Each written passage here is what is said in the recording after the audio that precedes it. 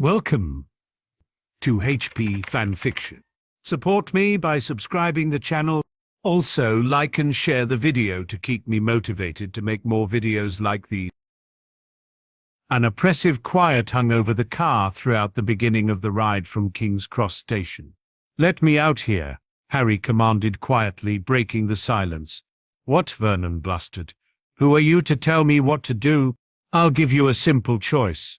Harry gave his uncle an icy glare. "You will either let me out of the car right now, or I will inform my friends that you have been mistreating me, that you need a little visit to remind you to be courteous." "Fine," Vernon growled in anger, "but don't expect me to wait around for you." "I don't." Harry stepped onto the curb, taking only his owl.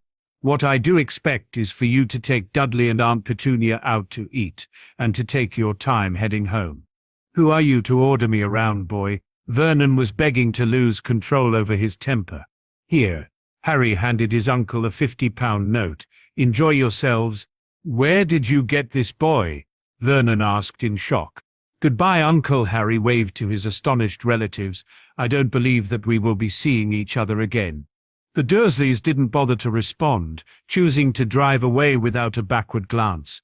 Harry smiled sadly as he watched them go, and then he opened the cage to let his owl free.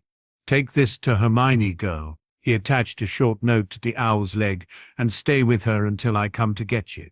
Hooting sadly, Hedwig gave his ear a last affectionate nip before taking off to deliver her master's message. Harry watched until his beloved pet had faded from sight. Then he turned and began the short walk back to the Wizarding World.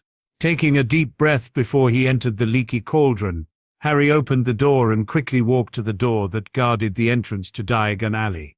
He paused for a second in front of the brick entrance, fearing that cries of the boy who lived would erupt from behind, destroying his chance of having an enjoyable summer. After several moments of silence, he tapped the correct sequence on the bricks and walked through the entrance to the Wizarding World. Rushing to Gringotts, he immediately went to the nearest open teller. "Yes," the goblin looked down at him. "I need a way to access my account while abroad," Harry answered quickly, "and I'll need to be able to get Muggle money as well as galleons." "Key?" the goblin asked, reaching out to accept his vault key. "One moment, please." The goblin rummaged through a small chest on his desk for several minutes, before pulling out a small pouch. "This pouch will draw coins directly from your account, and if you tap it 3 times with your wand, then it will change into a Muggle wallet which will allow you to draw the appropriate Muggle currency. Will that be all? I'll also need all of my transactions to be kept private." Harry hardened his features. "I do not want anyone finding out about any of my purchases." "Of course not." The goblin seemed mildly offended. "We pride ourselves on our confidentiality." "Good," Harry nodded in satisfaction. "Otherwise I would have been forced to close my accounts and announce to the Daily Prophet that I no longer trust Gringotts to manage my fortunes." "I see," the goblin frowned. "Rest assured that no one but yourself shall receive any accurate information concerning your account." "Thank you," Harry nodded politely. "So unless you have anything you want to talk about, then I've got to be going." "No, Mr. Potter," the goblin's face could have been carved from stone. "I don't think we have anything else to discuss."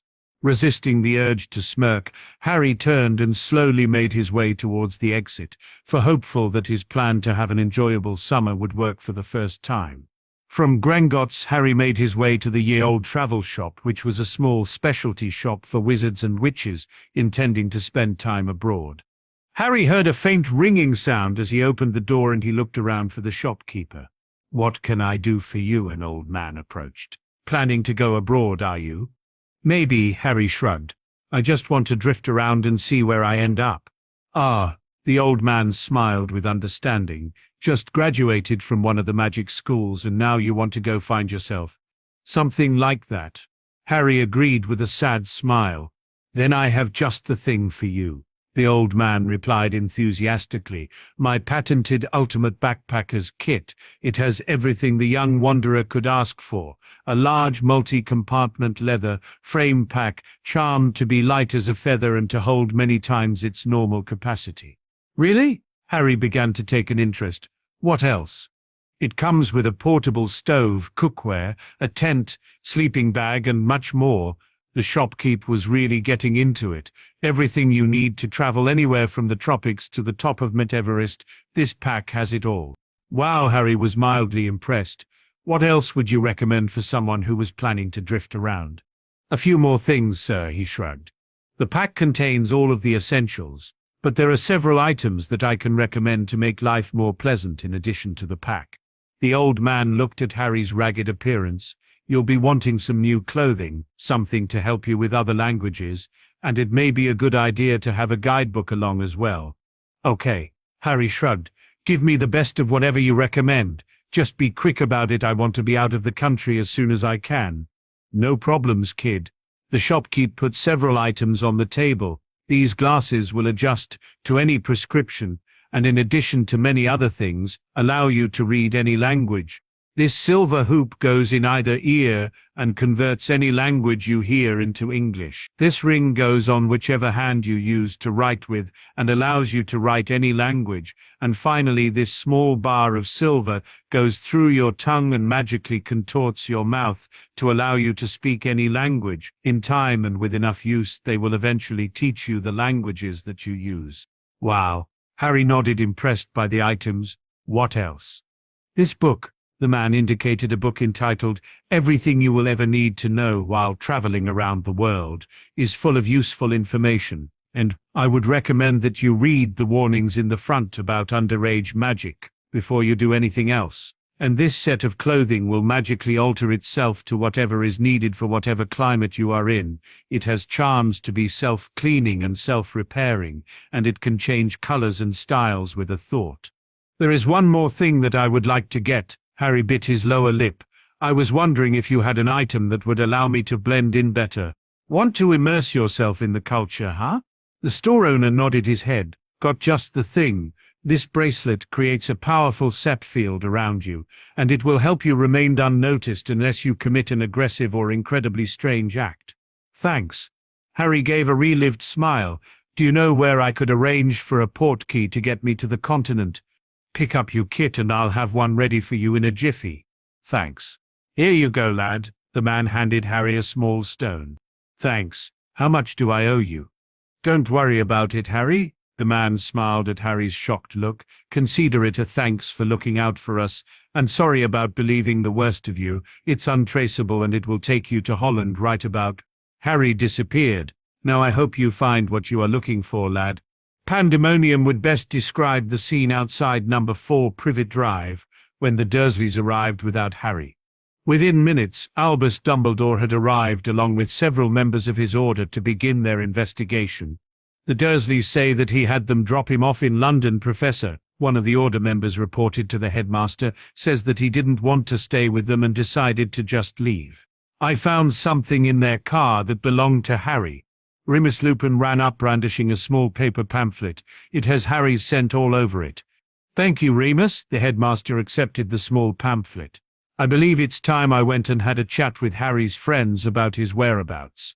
The headmaster appeared before a small upper-class suburban home and rang the doorbell once. Hello? A good-looking woman answered the door. What can I help you with? Greetings, Dumbledore smiled. I'm the headmaster at Hermione's school, and I was wondering if I could speak with her. Of course, the woman nodded. Won't you come in? Delighted to. Professor Dumbledore, a bushy-headed young woman called from atop a staircase. I'm glad that you got my letter, but I didn't expect to see you this soon. I'm afraid that I didn't get any letter, Miss Granger. Dumbledore smiled at her kindly. What was the problem? I got a strange letter from Harry that I thought you should know about. The intelligent young witch looked worried, and I was hoping that you would check to see if he was doing okay. I'm afraid that I have some bad news. Dumbledore took a deep breath. Harry had his uncle drop him off somewhere in London, and he has been missing for several hours. You don't think he got captured, do you? Rest assured that I've had no information that would lead me to that conclusion. The headmaster reached into his robes and pulled out the worn pamphlet that had been found by Remus Lupin. I'm afraid the only clue we have is this brochure that we found in his relative's car. May I see that, Professor? Hermione took the pamphlet gently. This looks like a standard handout from one of the charity organizations that were in the Muggle portion of King's Cross. Why do you think that Harry kept it? Well, this particular charity tries to help dying children and… Oh no. The pretty young witch paled. Harry thinks he's going to die. What do you mean by that, Miss Granger? The headmaster demanded. What leads you to that conclusion? This belongs to the Make-A-Wish Foundation. They do things to bring happiness to terminally ill children. Hermione brandished the pamphlet. Harry must have learned something that makes him think that he doesn't have much time left to live. I see. The headmaster's shoulders dropped. Is that why he didn't return to Privet Drive? He wants to make the most of the time he has left. Hermione was holding back tears, not to spend it with people he hates. Thank you, you've been most helpful. The headmaster gave Hermione a sad smile and disappeared with a faint pop. After Dumbledore's disappearance, Hermione ran up to her room and reread the short note that had been sent along with Hedwig. Clutching it to her chest, she let the tears fall and hoped for the safe return of her best friend. Hermione, please look over Hedwig. I want to live before I die. Harry. Harry's hand immediately went to his wand after the tug of the portkey disappeared. Welcome to Amsterdam, kid. A man in a strange uniform greeted him with a smile. Slowly taking his hand off of his wand, Harry looked over to see a blond man in an odd uniform. Hello? Papers? The man held out his hand expectantly. Just a moment. Harry stalled as he tried to figure out what to do. I know I have them here somewhere. Take your time. The man's demeanor became decidedly colder as he began to regard Harry with suspicion. 1 second. Harry reached into his new pack, trying to think of some way to keep his vacation from ending before it began. Within seconds, his fingers brushed up against a small leather booklet. Pulling it out, Harry looked at it dumbly, trying to figure out what it was. Thank you, sir. The man carefully took the small booklet out of Harry's hands and began examining it. Oh, I'm sorry, Mr. Black. I didn't realize that you were stalling out of embarrassment and not because of some other purpose. Yes. Well, Harry replied eloquently. No need to say a thing. The man stamped several pages in the small book. I understand what it's like to have an odd name and none need know anything but your last name. Thanks. Harry took his passport back and resisted the urge to ask. You wouldn't happen to know a good place to stay the night, would you? Outside and to the left about 2 blocks down. You can't miss it. Thanks. Harry nodded to the man. And have a good day. You as well, Mr. Black. The customs agent gave him one last grin before waving him through the gates. The second that he was out of the customs agent's sight, Harry pulled out the small leather-covered booklet that had been identified as his passport and opened it to see what had drawn the man's attention. It took several seconds of examination before he found it under the names section. Apparently he was named Padamus de Grimnomad Black. It was also apparent that the salesman back in Diagon Alley knew entirely too much and had a rather odd sense of humor.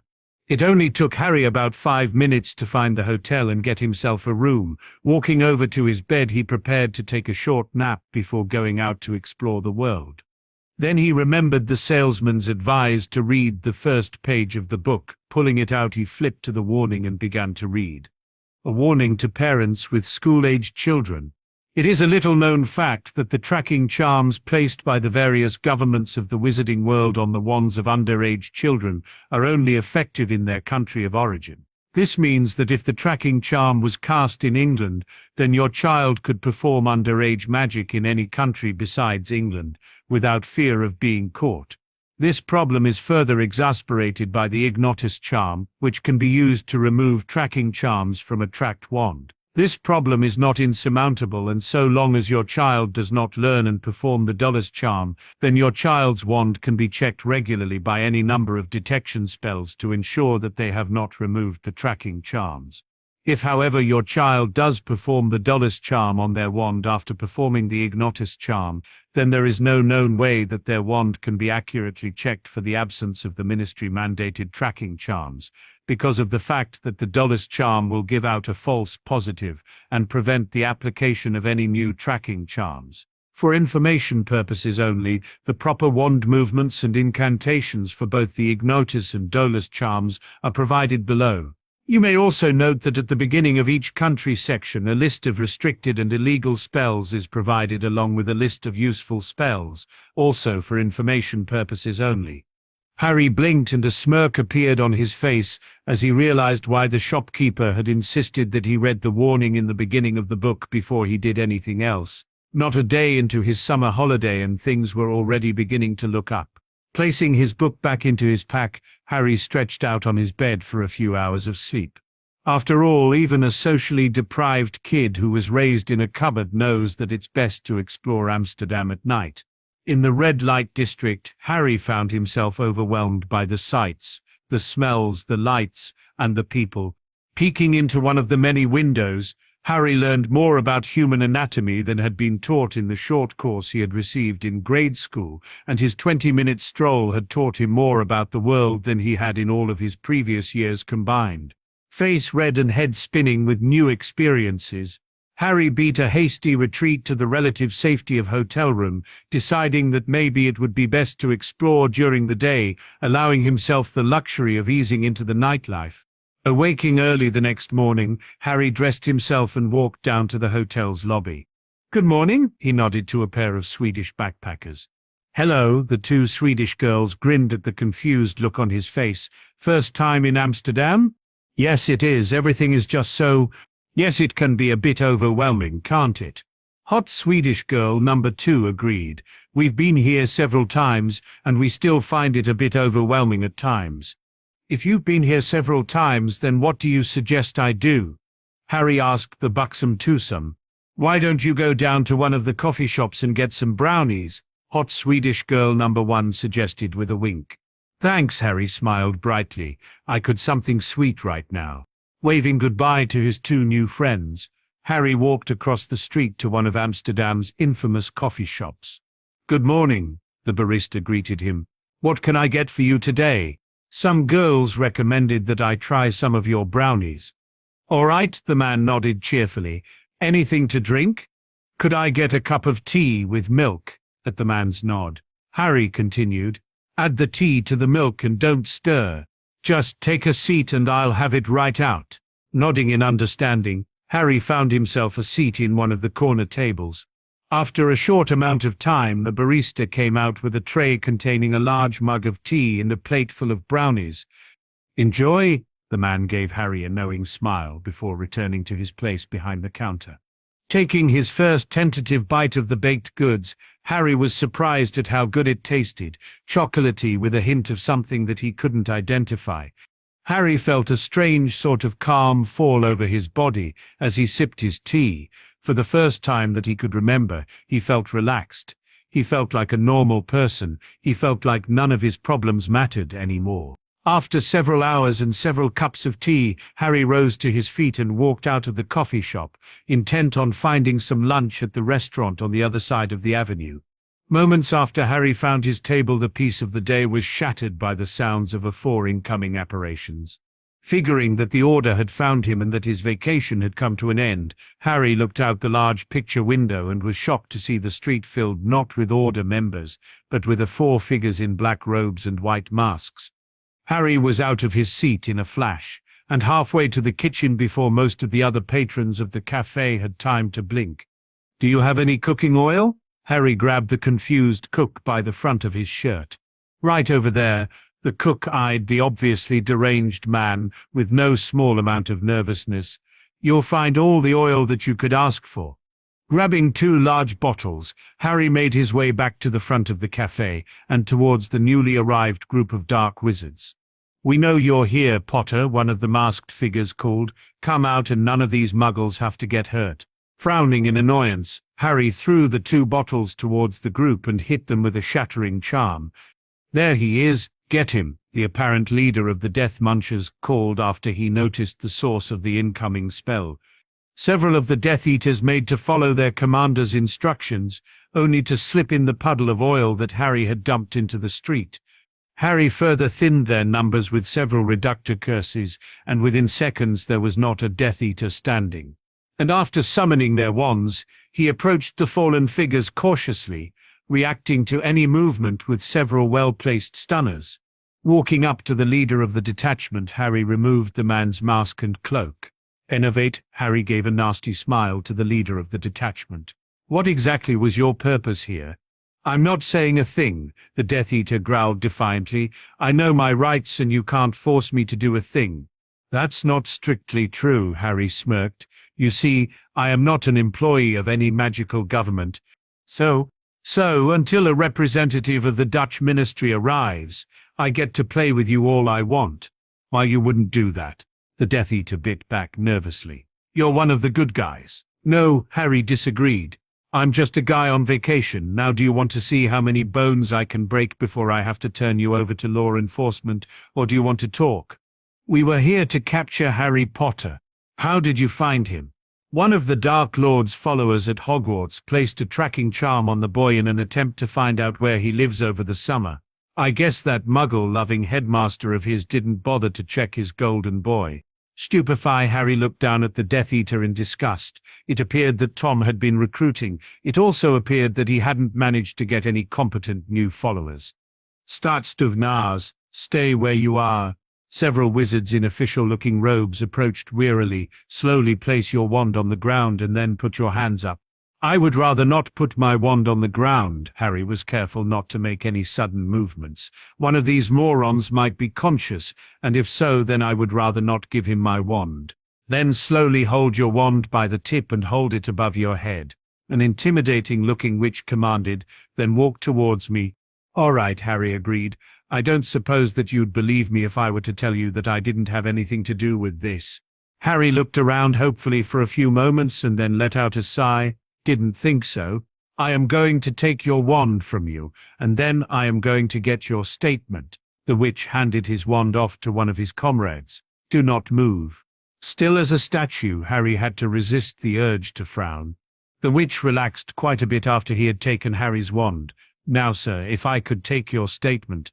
Sure. Harry nodded, then added hopefully, I don't suppose that you could take my statement while I got something to eat. So long as you aren't with them, the man motioned towards the Death Eaters, then you can give your statement standing on your head, Mr. Black. Harry gave his most charming smile. May I lower my arms? They're starting to cramp. You may. The woman nodded. I am Stotstovenaar Annie van der Meyer. Could you tell me what happened here? Well, I was just sitting down for lunch when they appeared. Harry motioned towards the fallen death munchers. I ran to the kitchen and got some oil. I used that and a few well-placed curses to defeat the group. Did you have any assistance? Stotstovenaar van der Meyer asked quickly. No, Harry shook his head and upon seeing her shocked look clarified. What we have here is the absolute worst that Voldemort has in his service, and I had surprise and luck on my side. I see. The woman nodded. Do you have anything else to add? The leader said something about using a tracking charm to hunt someone. Harry grimaced, and being the suspicious sort that I am, I was wondering if you would be willing to check me for such a charm and if necessary remove it. Of course. The woman performed several complex wand movements. You were correct, you did have such a spell, but I do not believe that it was placed by a Death Eater. Why not? It was rather amateurishly done. I'd say that whoever placed it couldn't be out of school. Thank you, Harry gave a relieved grin. Probably just a prank then, but one can never be too careful. I agree, the Stotstovenaar nodded. Find a seat, and if the other witnesses collaborate your story, then your wand will be returned and you will be free to go. Thank you, Harry nodded politely. May I ask you one question? You may. Are these attacks common in Holland? No, the woman paused to think. I believe that this is only the second in the last 20 years. Normally they confine their activities to the UK. Thank you, Harry smiled. With luck it will be another 20 years before you have to deal with another. I'd rather we never have to deal with another, the woman shrugged. If you will just wait here for a moment, I'd just like converse with my colleagues for a moment before we continue. Sure thing. Harry took a seat on the curb. The woman favored Harry with one last smile. Then she walked out of earshot to another group of Stotstovenaars. Well? The witnesses all agree that a group of men in black robes appeared and began yelling something about something in English. The man checked his notes. The man black came out of the cafe and attacked. He then walked up to the fallen Death Eaters and hit them with a red light, and then we arrived. All told, it sounds like the fight was over in less than 2 minutes. All right, the woman blinked in surprise. What else? One of the other Statsdovnar pulled out his notebook. Each of the suspects was hit by multiple reductor curses and stunners. Looks like they were down before they even had time to fight back. He glanced at Harry. Whoever this guy is, he doesn't like to play around. Statsdovnar Fonda took out her own notebook. We have a male of unknown nationality and age that by his own account defeated 4 Death Eaters before they had a chance to cast a single spell, though in his professional option was that they were new recruits. He speaks perfect Dutch with a Haarlem accent. And the woman paused, and he has an unknown magical effect that makes it difficult for me to give a description. Any ideas on who we're dealing with here? Whoever he is, he's good, one of the men bit his lower lip. I know most of the Statsdovnars in Holland, so maybe an experienced Statsdovnar from another country. I disagree, one of the others shook his head.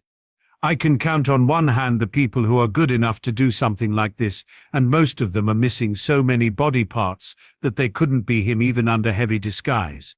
And the ones that aren't? Vandermeer asked quietly. Had their minds shattered by overexposure to the Cruciatus curse? The Statsdovnar finished sadly. Whoever he is, wherever he came from, I can't say. I see, Vandermeer nodded. I'll go talk to him and get more of a statement. Maybe he'll let something slip. I wouldn't count on it. The man paused. Men like him don't make mistakes.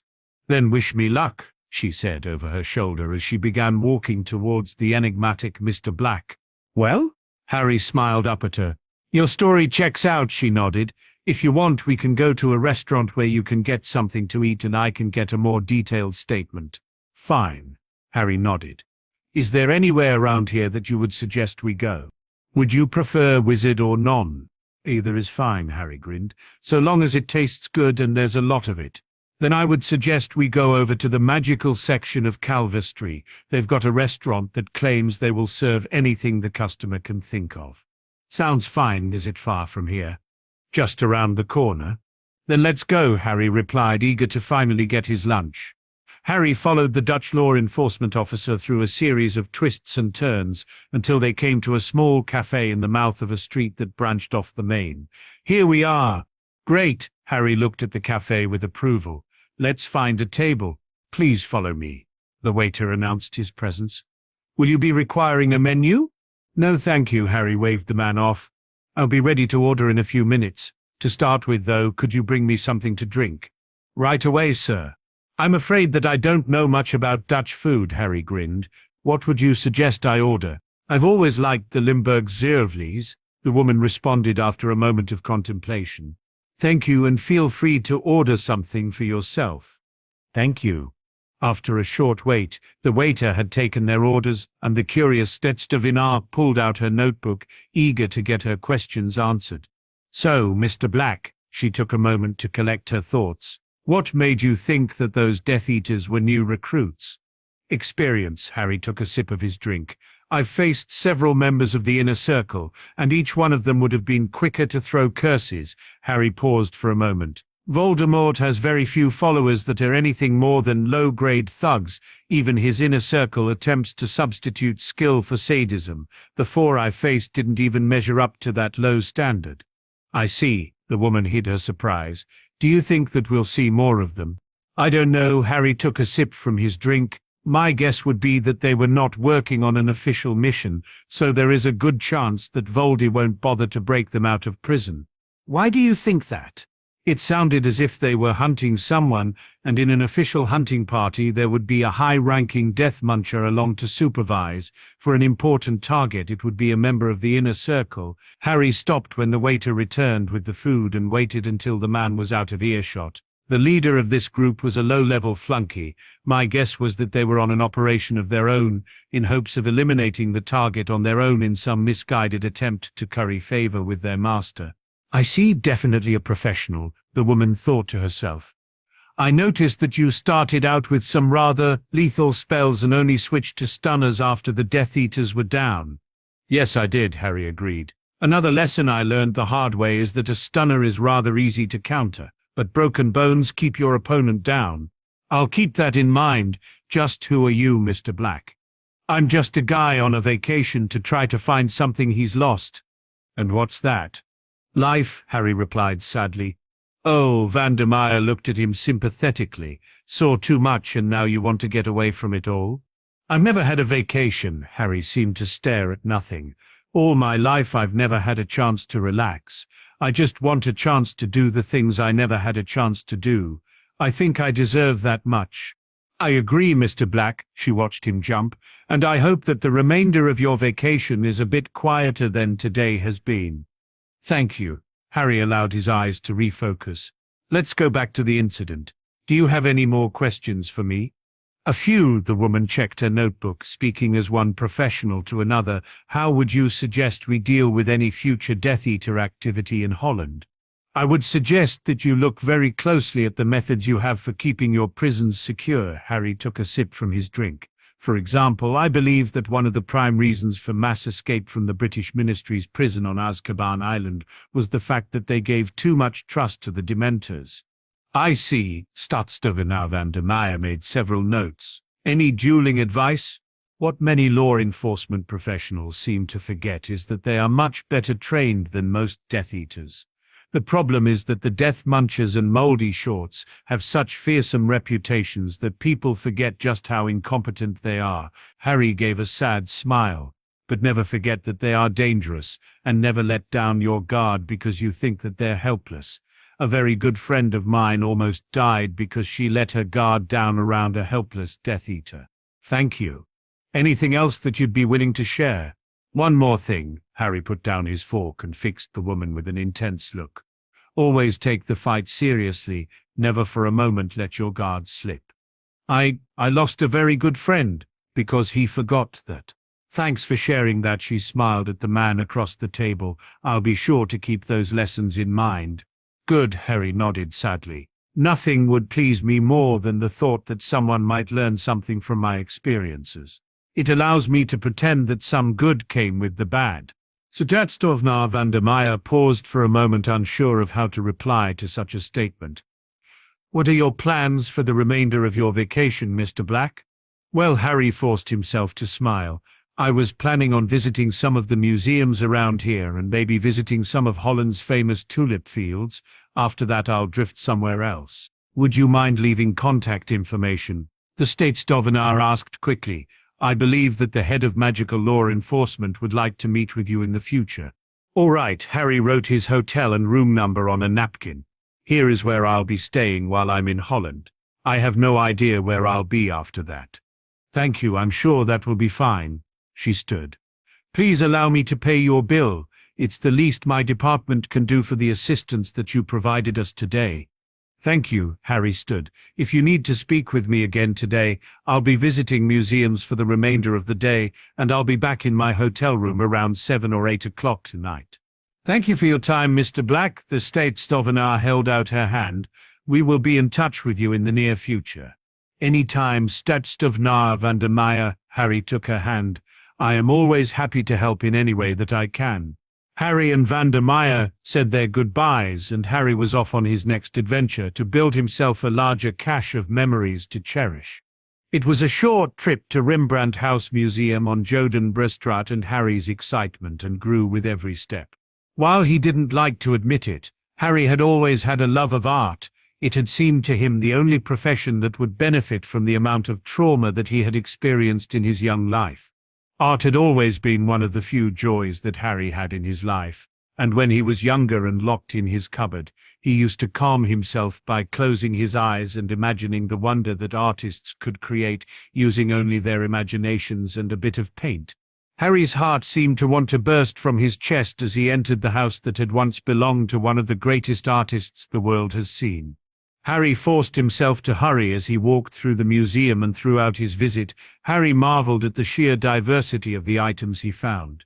Harry visited over a dozen museums that day, and he saw hundreds of works from Rembrandt to Van Gogh, and he felt a profound sense of regret that in all likelihood his conflict with Voldemort would prevent a longer visit in the future. Walking through the front doors of his hotel, Harry mentally compared the paintings at Hogwarts with the masterpieces that he had seen earlier that day. Harry came to a realization. Amateurs, he muttered to himself. In comparison to what he had been privileged to see in Amsterdam's museums, Many of the works so celebrated in the wizarding world were nothing more than crude drawings with a bit of magic. The two Stadstovanar that had spent the day discreetly following the enigmatic Mr. Black nearly had heart attacks when their long-range microphones picked up the odd wizard's comment. Sharing a look of surprise mingled with respect, the two law enforcement officers apparated to their offices to give their reports.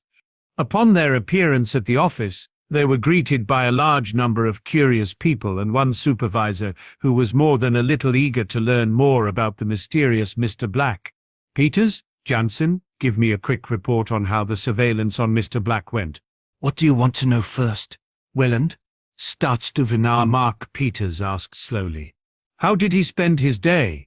"Mr. Black spent the day visiting several art museums around the city," Staatsstuvnar Peters replied quickly. "Did Mr. Black notice that he was being followed?" "We had no indication that he knew that he was being followed until the end of the day." The Staatsstuvnar paused as he tried to collect his thoughts. "What happened, Mark?" the older officer prompted, using his colleague's first name. At the end of the day, Mr. Black shook his head, smirked and muttered the word amateurs under his breath. The man licked his lips.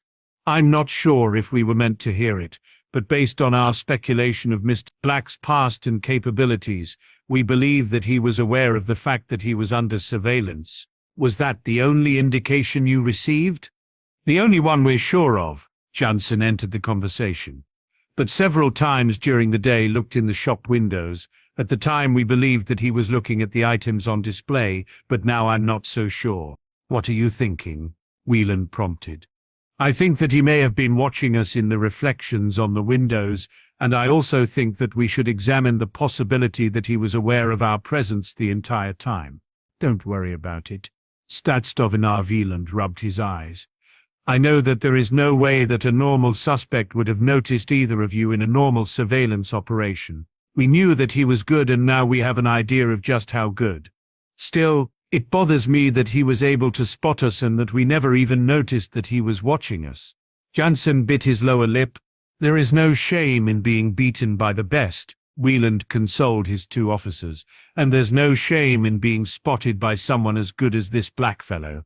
Harry was in a good mood as he awoke early the next morning, his visits to the art museum providing his subconscious with material to give him dreams that were far better than his usual nightmares. Dressing quickly, Harry left the hotel and walked through the maze of streets that guarded the magical section of Kalverstraat. Walking down the street, Harry's senses were assaulted by a series of strange smells and odd sights. Giving up his plan of finding anything without directions, he walked into the nearest shop intent on finding someone willing to give him instruction on how to navigate this bustling section of magical Holland. "Can I help you?" one of the shop attendants asked when she noticed Harry walk in. "Yes," Harry nodded gratefully. "I was hoping you could tell me where I could find some transportation to the tulip fields in the north of the country and back." "2 doors up. Shop by the name of Floral Tours. Tell the man behind the counter what you want and he'll set you up with a tour or porky, depending on what you require," the woman smiled. "While you're here, could I interest you in a camera? Might be nice to have something to take a few pictures with it. You plan to go sightseeing?" "Sure," Harry nodded, reasoning that it would be polite to buy something after all the help that he had received. Besides, it wasn't like he couldn't afford it. "What do you recommend I should get?" "That would all depend on what you plan to do with it. We have models ranging from 10 guldens on up." She smiled sweetly. "Why don't you describe what your needs are and I'll tell you what cameras would meet them, or if you prefer you could tell me what amount you would like to spend and I'll show you what falls within your price range." "Thank you," Harry concentrated for a bit. "I guess that I need a camera that is very durable. I tend to get into trouble, and I would hate to have to keep replacing my camera." "Anything else?" "Reliable," Harry nodded, "and small. I don't want something that will take up a lot of space. It would be nice if it would develop its own film or not need film. Also, I think I have just the camera for you," the woman smiled. "But I am afraid that it's a bit expensive," she added with a frown. "Tell me about it.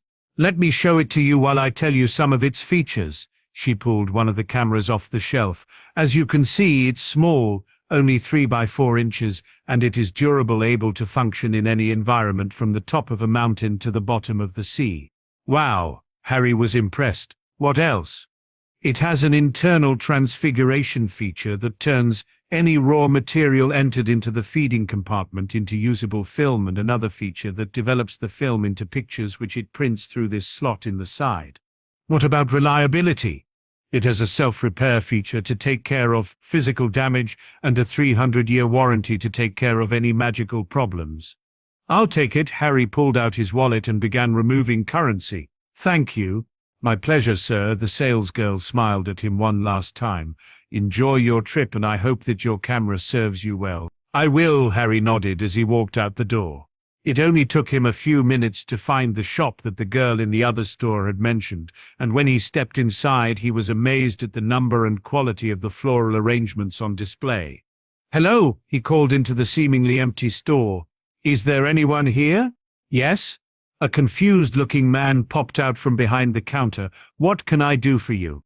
"I was hoping to visit the tulip fields," Harry answered, "and I was told that you could help me with transportation." "Yes, of course." The odd man nodded. "Did you need a tour guide?" "No, I just wanted to spend a few hours looking at them on my own, and I was hoping to get a portkey to get me there and one to take me back." "One moment." The man disappeared behind the counter again. "Here we are," he said, appearing with two odd-looking tulip-shaped figurines. "Just hold the green one and say Calverstrot when you wish to return, and hold the red one and say Tulip when you wish to leave." "Thank you." Harry paid the man and stepped outside the shop. Tulip. Harry felt the telltale pull on his navel and nearly stumbled as he arrived on a hill with a breathtaking view of several tulip fields. Taking several pictures of the sight, Harry supposed that other people would think it odd that a boy of his age would spend his time visiting museums and taking pictures of flowers, but it was his belief that after seeing so much ugliness in his life, he was entitled to a bit of beauty. Besides, it wasn't like he was going to be able to hold off on such things until he was older like the others of his generation, not with his destiny of facing the Dark Lord anyway. He spent an indeterminate amount of time just standing on the hill staring at the loveliness before him, before he decided to leave his position and get a closer look at the flowers. Harry spent several minutes walking beside the fields until a flicker of movement drew his attention. After a moment of close examination, he relaxed when he found the source of the movement, an odd sort of creature frolicking inside one of the tulips. Smiling in amusement at the strange creature's antics, he took several pictures of it with his new camera. Taking one last look around and sighing with regret, he activated his second portkey and returned to Amsterdam. "Good evening, Mr. Black." Two men holding badges greeted Harry on his return. "Hello," Harry replied cautiously. "What can I do for you gentlemen tonight?" "The head of magical law enforcement has requested that you meet with her," one of the men answered. "When?"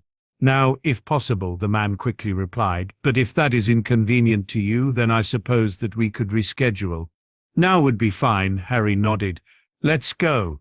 One of the two men nodded and held out his badge. "My badge has been spelled as a portkey to the department, so if you would just touch it, then we can be going." "All right." Harry activated the portkey by putting his hand on the badge. "Welcome, Mr. Black." A formidable woman wearing what Harry recognized to be a Stavenstevenaar uniform greeted him on his arrival. "I am Hoofd van de Stavenstevenaar Sandy Vermeer, and I am pleased that you accepted my invitation." "It seemed like the polite thing to do," Harry nodded. "What was it you wanted to speak with me about?" "I have looked over the reports of your fight with the Death Eaters, and I would like to take the opportunity to thank you on behalf of my country for your intervention." The woman smiled. "And the lives that you undoubtedly saved by neutralizing the Death Eaters before they had a chance to harm any innocents." "No thanks are necessary," Harry tried to wave it off. "I just did what anybody would have done if they had the ability." "I disagree, and more importantly, the minister disagrees." Vermeer's voice took on a firmer tone. "So in recognition of the great service that you have given to our country and the lives that you have saved, it is my great pleasure to induct you into the Order van de Leeuw." "Thank you." Harry was stunned. I thank you. I understand." Vermeer smiled at him as she presented him with the medal. "Men like you don't do it for the thanks. I never expected this when I confronted those Death Eaters." Harry motioned to the medal. "I just thought that they were after me and that it would be better to attack than to run away." "But even had you known that they were not after you, Would you have run, or would you have leapt to the defense of innocent lives? The chief of magical law enforcement questioned gently. I would have protected them, but like I said, that was nothing special, Harry argued. Anyone would have done the same. I see that I'm not going to persuade you otherwise, Vermeer laughed, so I'll change the subject. What are your plans now? I was thinking about going to Paris, Harry shrugged. Always wanted to see the Eiffel Tower. After that, I guess I'll go where the wind takes me. Excellent. Thank you for sharing your travel plans with me. The Hoofd van der Staatsstovenaar nodded in satisfaction. Now, if you will excuse me, I have a meeting to go to, and I'm sure that you would like to return to your hotel. Then good night, Hoofd van der Staatsstovenaar, Sanne Vermeer. Harry gave a sad smile. May your dreams be better than mine. Good night, Mr. Black, the women replied sadly, and thank you once again for the lives that you saved. Harry returned to his hotel room later that night. Pulling out his new camera, he hit the button to develop his pictures and spent several minutes flipping through them. He was pleased to see that he had gotten several good shots of the odd little creature that he had seen, and he was a bit disappointed that several of his photos had not turned out quite as well as he might have hoped. Placing one of them into an envelope, he addressed it to the Quibbler and chuckled as he imagined Luna's reaction to some of the odd positions the little creature would take. Discarding the one photo that appeared to be nothing but an empty patch of grass, he carefully packed the rest of them and went to sleep. Harry got up early the next morning and shouldered his pack. Approaching the front desk, he smiled at the staff. "Good morning, Mr. Black. Did you sleep well?" the polite young man behind the counter asked. "Yes, I did. Thank you." Harry nodded back. "I've decided that it's time I moved on." "I see. Checking out then?" The worker pulled out a form. "Sign here, please." Harry signed the form and paid his bill. "I was wondering if you could do one favor for me." "Of course. What can I do for you?" "I was wondering if you would be willing to have this letter posted to England." Harry slid the envelope across the desk. "Of course." The man took the letter. "I shall have it sent out immediately." "Thank you," Harry gave one last sad smile. "And have a good day." "You as well, Mr. Black. And do not hesitate to call on us if you find yourself without a place to stay in your future visits to our lovely city." "I won't." Harry smiled at the thought of living long enough to make a return trip. "Goodbye." Harry stepped out the door and within a few minutes had arrived at the train station. Walking up to the window, he bought a ticket to Paris and hurried to his waiting train. While he waited for the train to leave, Harry found himself lost in thought. He wished that he could have spent more time in Holland. Harry realized that with the fact that he was being actively hunted by at least two powers, that it would not be prudent to stay in one place for too long. So it was with a heavy heart Harry boarded his train and left the Low Countries behind. As Harry's train left the station, two Staatsstovenaars were busy searching his vacant hotel room to see what, if any, clues the mysterious Mr. Black had left behind. "What have you got there, Bisseling?" one of the Staatsstovenaars asked his colleague. "I'm not sure, Doubledum." The man squinted at the photo that he had found in the wastebasket. "Looks like a photo of an empty patch of grass." "Hand it over, Staatsstovenaar." Doubledum held out his hand. "Let me look at it a bit." "What do you think of it?" Bisseling asked after he had handed the photo over. "Why would Mr. Black have left that for us?"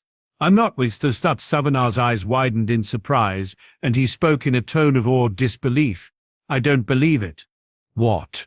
"I was assigned to watch over Mr. Black yesterday. Command felt that there was a very large chance that he might be attacked by Death Eaters, and they wanted to provide a bit of discreet protection."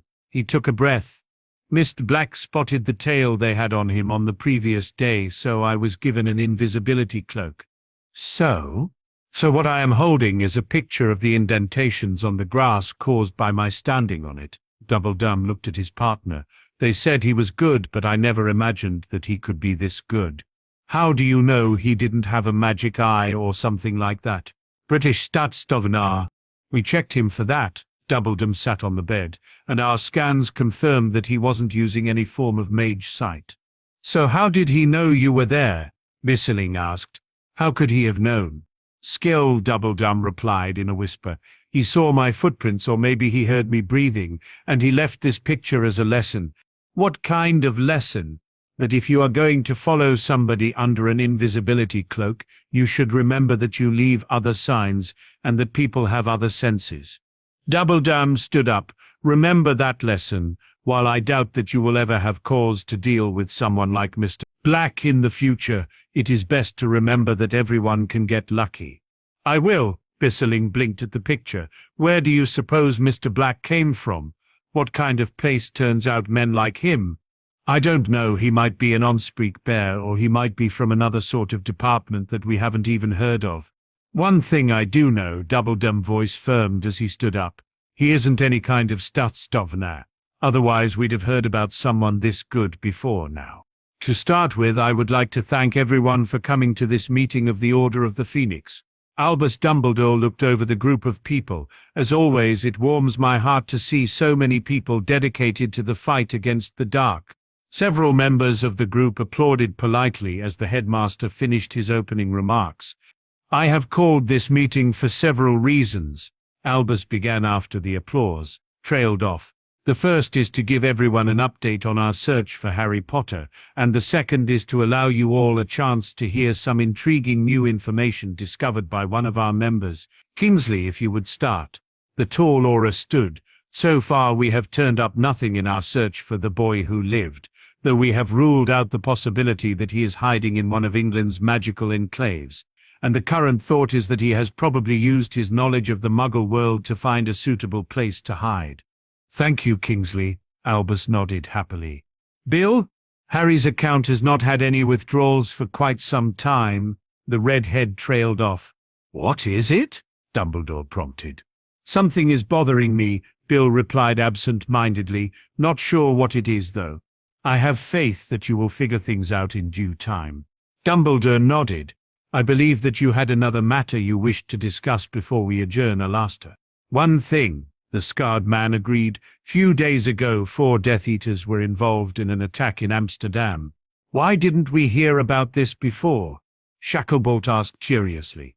Because the 4 of them were put down before they had a chance to cast a single spell, Moody replied with an evil-looking leer. Dutch auras have some sort of field to detect magical transport. Kingsley mused. No, Mad Eye's leer became more pronounced. They had the misfortune to appear before a man by the name of Black, who became slightly annoyed at having his meal interrupted. And Dumbledore leaned forward in interest, and he hit the lot of them with a dozen reductor curses, had 'em down before they could blink.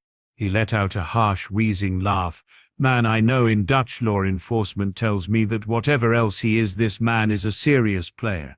Said that he spotted every one of the tails they put on him. You think we could recruit him? Dumbledore asked hopefully. Too soon to tell, Moody snorted, though I doubt that he would be willing to work here if he's as good as they say he is. And if he isn't as good, then I don't think that we should waste the resources to find him. So at the moment my advice is to wait and see if we can get more information. Harry smiled as he got off the train and took his first breath of Parisian air. Looking around, he made the split decision to do a bit of sightseeing before going off in search of a hotel room, and at the moment his first inclination was to head towards the tower that had for generations defined the Paris skyline. Hailing a taxi, Harry told the driver to take him to Eiffel Tower, and then sunk back into his seat to enjoy the car's air conditioning. Wake up, the driver's voice pulled Harry back to consciousness. We have arrived. Thank you. Harry paid the man his fee and left the cab, walking towards the great elevators that serviced the tower. Looking past the crowds of people waiting in line, Harry stepped up to a small ticket booth that went unnoticed by the majority of the people waiting in line. How may I help you? The attendant in the booth asked with a raised eyebrow. I would like to visit one of the observation decks, Harry answered with a smile. This booth is for magical sections only, the attendant replied with a bored tone. Would you still like to buy a ticket? Harry purchased the ticket with a nod, assuming that the magical section would be less crowded than the non-magical one. What now? Go towards one of the normal elevators and step inside. The ticket will do everything else. Thank you, Harry nodded politely and then walked towards one of the elevators, noting with surprise the way people seemed to take no note of his presence among their number. Stepping into one of the elevators, Harry's excitement grew as it began its trip to the highest level. Wait 1 moment, sir. The conductor stopped Harry before he had a chance to leave the elevator. We haven't reached your stop yet. The doors closed and then opened without any perceptible movement of the car. Here we are, sir. Thank you, Harry nodded to the conductor, and have a good day. You as well, the conductor called out in reply as the doors of the elevator closed once more. Stepping out onto the deck, Harry found that his earlier assumption that the magical section would be less crowded was true. Looking around, he found that the observation deck was empty, save a small man and his larger female companion. Walking towards the two to get a glance of the magnificent view, Harry began to hear bits of a rather odd conversation. Look at the lines, hench girl, the little man gestured towards one of the supporting beams. Can you imagine a more elegant way to construct this tower? The girl shook her head in silent wonder as she admired a line of rivets. It is truly wondrous, she agreed. But Professor, when shall we get a chance to make our own masterpiece? Soon, hench girl, soon. I feel that we are not yet ready to embark on such a project. The little man answered sadly. We must allow ourselves to learn all the mysteries of science before we create another such wondrous structure. Yes, the hench girl struck a dramatic pose. But someday the world will gasp in awe upon seeing the marvels that we work. Yes, the small man stopped upon noticing Harry's approach. It appears that we have a visitor. Good afternoon, Harry nodded politely. May I ask what you are doing? What we are doing is admiring the design of this amazing engineering masterpiece. We do it because our passion is to meld the wonders of science with the mysteries of magic to create perfection, he answered proudly. To do so, we must familiarize ourselves with great feats of engineering like this tower here. Oh? Harry regarded the two curiously. Yes, the little man answered proudly, and I can see by the fact that you have not recoiled in horror that you share my vision of combining magic and technology. I suppose, Harry shrugged, or it could be that I don't know enough to recoil in horror. Nonsense, the little man disagreed. I can tell that you are a man of intelligence and refinement, so allow me to introduce myself. I am Professor Fergus Farnsworth, and this is my hench girl. Hench girl. Hello, hench girl waved. And together we are the greatest team of magical engineers that the world has ever seen. The two of them gave Harry a look of anticipation. I'm Mr. Black, and I'm just a guy on vacation. Pleased to meet you, Mr. Black, the professor shook his hand. Would you care to aid us in our expedition through the mysteries of life? And what exactly would that entail? Harry asked the diminutive professor. Do you know what the most difficult part of my job is, Mr. Black? The professor asked in a flamboyant way. It's thinking of what to make next. Huh? Take my steam-powered hairbrush, for example, the professor continued. It was a marvel of engineering, a wonder of spell work, but nobody uses it. It weighted 19 pounds, henchgirl supplied helpfully. Yes, well, the professor glared at his assistant. Henchgirl and I have no problem with the science and the spell work, but we find ourselves unable to find worthy projects to devote our time to. And so, Mr. Black, we are asking you to help us. Ah, Harry nodded in understanding. But why are you asking me? 2 reasons, Mr. Black. The first being that you have not run away or berated us for our idiotic goal and muggle-loving ways. And the second, I noticed that you are wearing an odd pair of glasses, Mr. Black, of a kind most often used by archivists and people in government service. The professor smiled nervously, and that you are wearing a rather interesting bracelet that is the cause of the rather interesting magical effect that makes it difficult for me to focus on your facial features, a bracelet usually used by criminals and people in government service. Items which are also useful for a tourist that wishes to blend in better than is normal, Harry answered honestly, but I still don't see why you want my help. The professor licked his lips nervously. I do not believe that you are an archivist, Mr. Black, and I hope that you are not a criminal. I have heard a rumor that a man matching your characteristics foiled an attack by a dozen Death Eaters in Holland, and I was hoping that a man of your experience might have an idea for an item or two that would be useful in his line of work. It was 4 Death Eaters, not a dozen. Harry grinned, and I'm still not sure how I can help you. Just tell us some of the problems that you have experienced with your equipment or any of your perceived needs. the little man replied quickly. Harry nodded in understanding. You want me think up things like, in a more durable wand or something. A more durable wand? The professor repeated dumbly. Friend of mine had his wand broken a few years ago, caused all sorts of problems. Harry smiled in remembrance, ended up being a good thing in the end when another man got his hands on it. I see. The professor made eye contact with his hench girl, and a wand that could not break would have been useful to this friend of yours. I suppose that I'm not too good at this, huh? Harry shook his head ruefully, but at least you didn't waste too much time with me.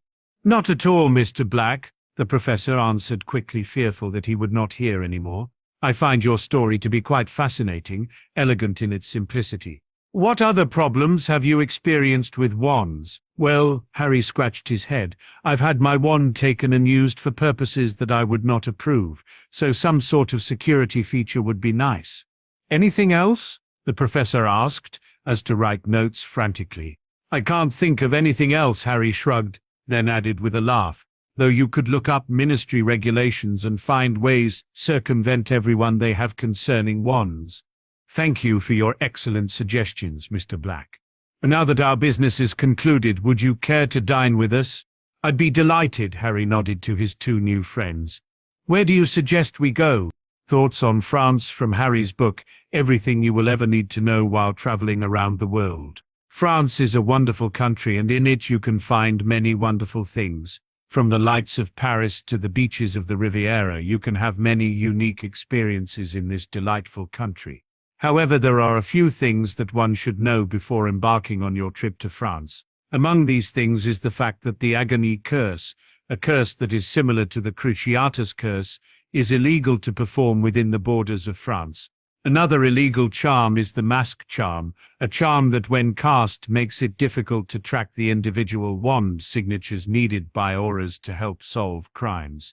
In short, there are a lot of spells that are illegal to perform in France, spells that for one reason or another are legal to perform in many other countries. What follows is a complete list of spells forbidden in France, complete with incantations and wand movements. This list is cross-referenced with the in other country sections and should be studied for academic purposes only.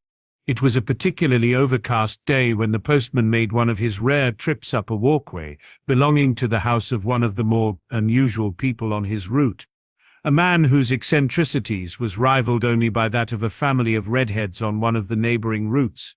Knocking cautiously, the government servant wondered idly what sort of nonsensical conversation the odd man would attempt to drag him into this time.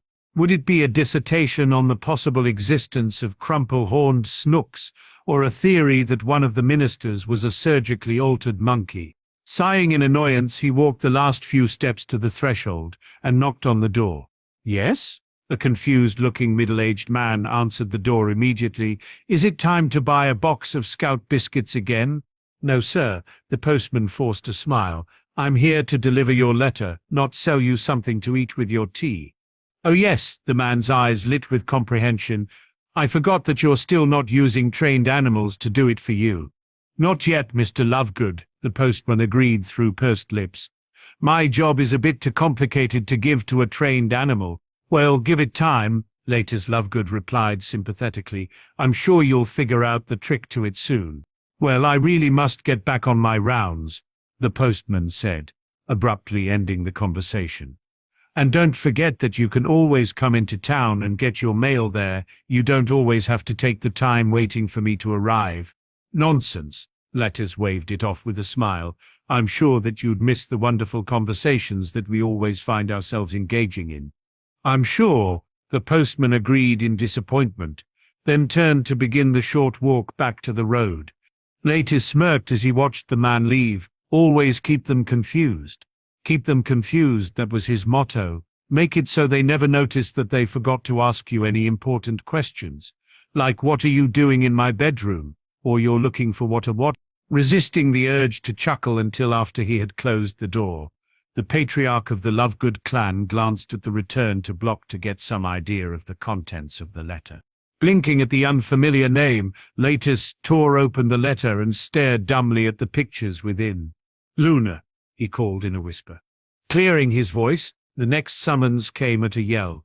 "Luna, come quickly." "What is it, father?"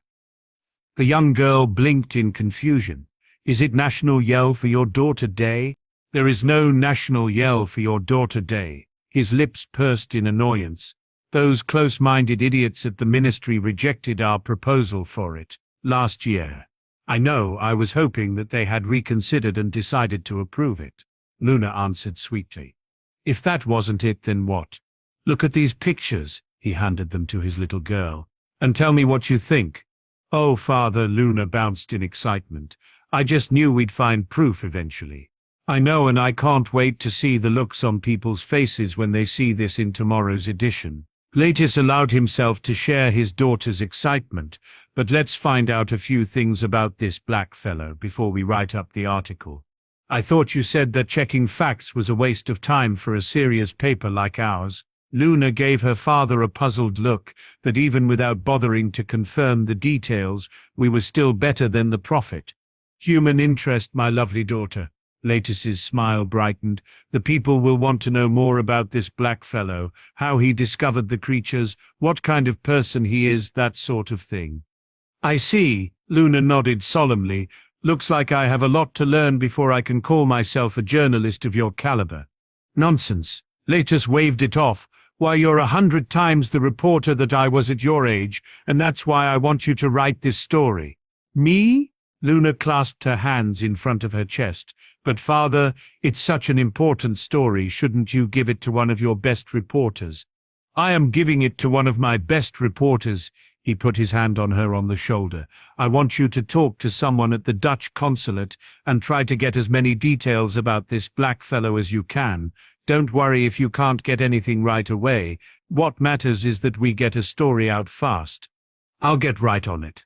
Luna smiled. "Thank you, father." "Get to it. Lovegood." Latis's eyes hardened. "I'm not paying you to slack off."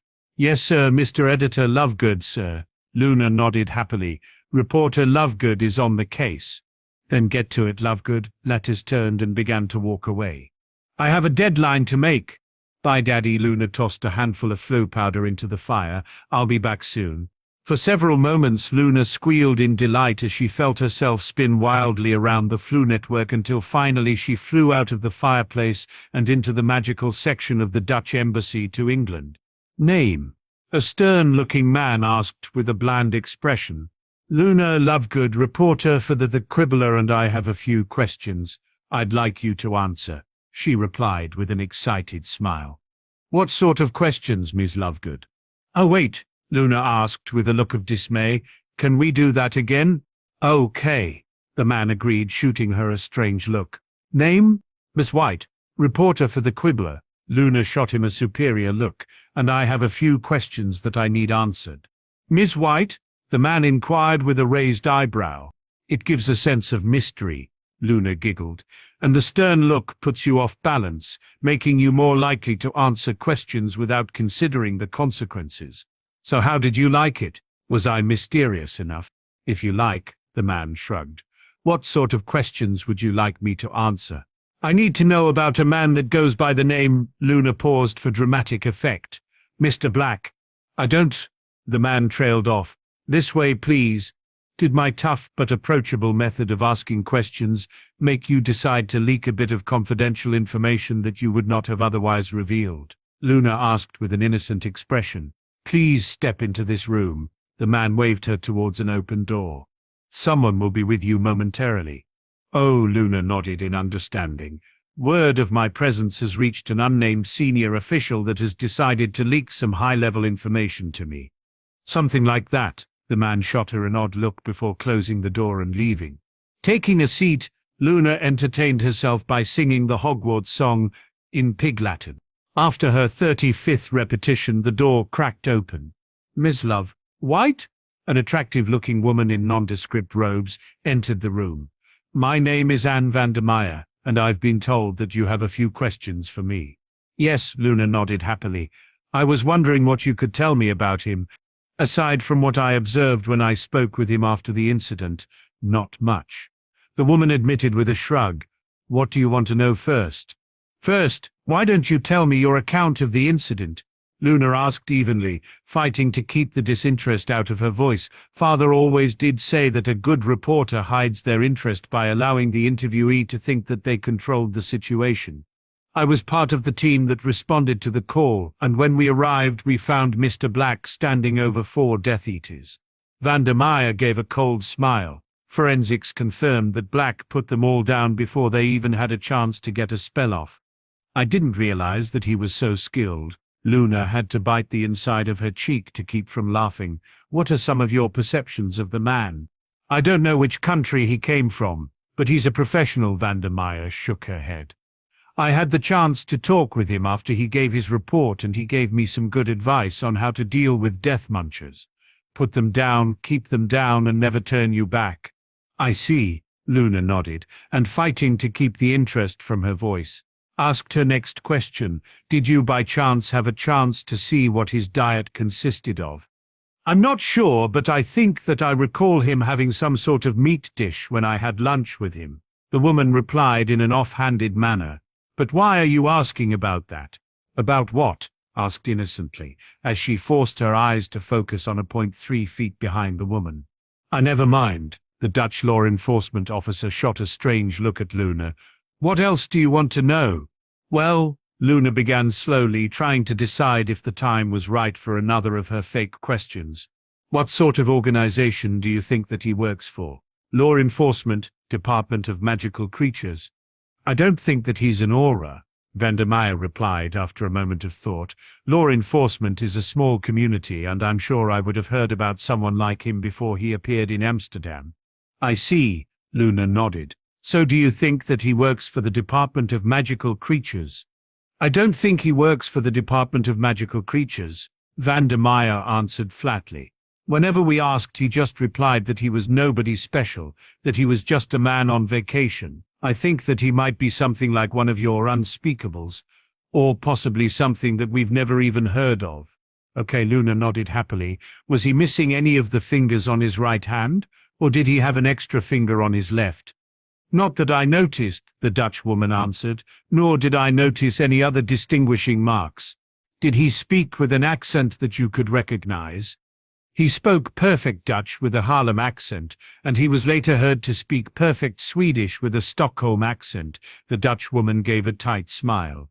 And finally, one of my associates has confirmed that he speaks perfect French with a Paris accent. Whoever trained this man did a very good job. I see. Luna gathered up her assorted notes and resolved to end with one of her useless questions. I have one more question before I wrap things up. Just how good is he? He's so good it's scary. He spotted every one of our tails with little or no effort. Vandermeyer gave Luna a serious look. If I were a criminal and I learned that he was coming after me, I'd turn myself in and hope like hell that they gave me a nice long stay in prison, where it would be too inconvenient to come get me. Thank you for your time, Miss Vandermeyer. Luna gave the Dutch woman a vacant smile. Now, if you'll excuse me, I have a story to write. Luna's mind was awash with thoughts as she tumbled out of the flow network and into her house. Father? What is it, Luna? The man asked as he entered the room. Did you get the interview? Yes, father, and I learned some rather shocking news. Yes? Latus asked with a raised eyebrow. It appears that all of our theories were wrong, Luna replied quickly. I have reason to believe that Mr. Black was not on a diet consisting of nothing but rutabagas and goat cheese before he took the picture. Mr. Black was not missing a finger on his right hand, and he did not have an extra finger on his left hand. Luna took a deep breath. Last of all, he did not speak with a pronounced Monrovia accent. I see, Latus pursed his lips. It appears that our theories about the specific requirements that needed to be met before seeing a crumplehorn Snorlax were in error. Could it be that we were just looking in the wrong place? Luna asked innocently. Remember, sometimes the simple answers are the correct ones. It's possible, Latus admitted, but I think the situation might be a bit more complicated than it first appears. Well, we still have a few hours before the story needs to be written. Luna patted her father on the shoulder. Plenty of time to go over my transcripts of the interview to find out what the real answer is. The two of them immediately went to work, scrutinizing every word and remark made by the Dutch woman, weighing every statement against the facts that they knew to be true until finally, "I think that I've figured it out, Father." Luna closed her eyes, and I was correct. It was so simple that I almost disregarded it. "What is it?" Letters leaned forward, eager to hear his daughter's thoughts. "What do you know happens in the Department of Mysteries?" "I know of quite a few things." "Why?" he asked with a look of interest. "But it's supposed to be the most secure place in our world." Luna began to smile. "So why do you know what happens within its walls? And while we are on the subject, how is it that a bunch of school children were able to break in?" "Well," his eyes widened, "you're not suggesting—" "Exactly," Luna nodded triumphantly. "The Department of Mysteries is nothing more than a false lead. Something to keep people from considering the existence of the real secret." "Another department?" Later smiled in approval. "A department so secret that no hint of its existence has ever reached the public." "Until now," Luna nodded. "It is my guess that this unnamed department discovered the circumstances needed to see the crumple-horned Snorlax, and then sent this man, Mr. Black, to cast some sort of spell to allow normal people to see them." "I think you may be onto something." Later stroked his chin, "but it still doesn't explain why he worked so openly." "I think that we're going to have to assume that he was telling the truth." Luna pointed to the appropriate section of the transcript. "He's a man on vacation, possibly after his retirement. He doesn't care so much about secrecy at the moment." Crumble-horned Snorlax found in Holland. By Mrs. White. It has long been the Quibbler's assertion that there are mysteries yet to be solved, and creatures yet to be discovered. This refusal of ours to accept the commonly held view has long been cause for ridicule among the quote mainstream media. Who is Mr. Black? By Enigma. Very little is known about the man that is responsible for the pictures that grace the front of this newspaper.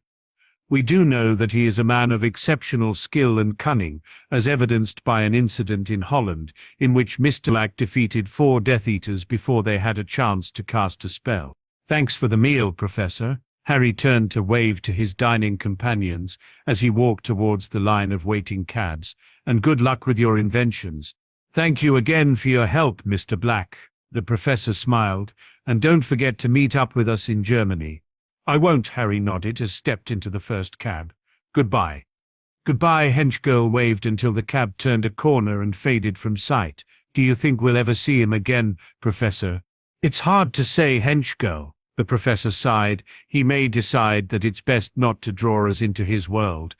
As Henchgirl and the professor continued their conversation about the mysterious Mr. Black, across the street a similar conversation was taking place between a striking young woman and her dog. Stepped into the first cab, the beautiful young woman gave a rather unladylike snort. "Looks like the Dutch were having us on." Nobody with any training would make a mistake as simple as that. It's the first thing they teach you in training. Which is why we didn't bother to place tracking charms on it. By getting into that cab, he's showing us why it's never a good idea to cut corners.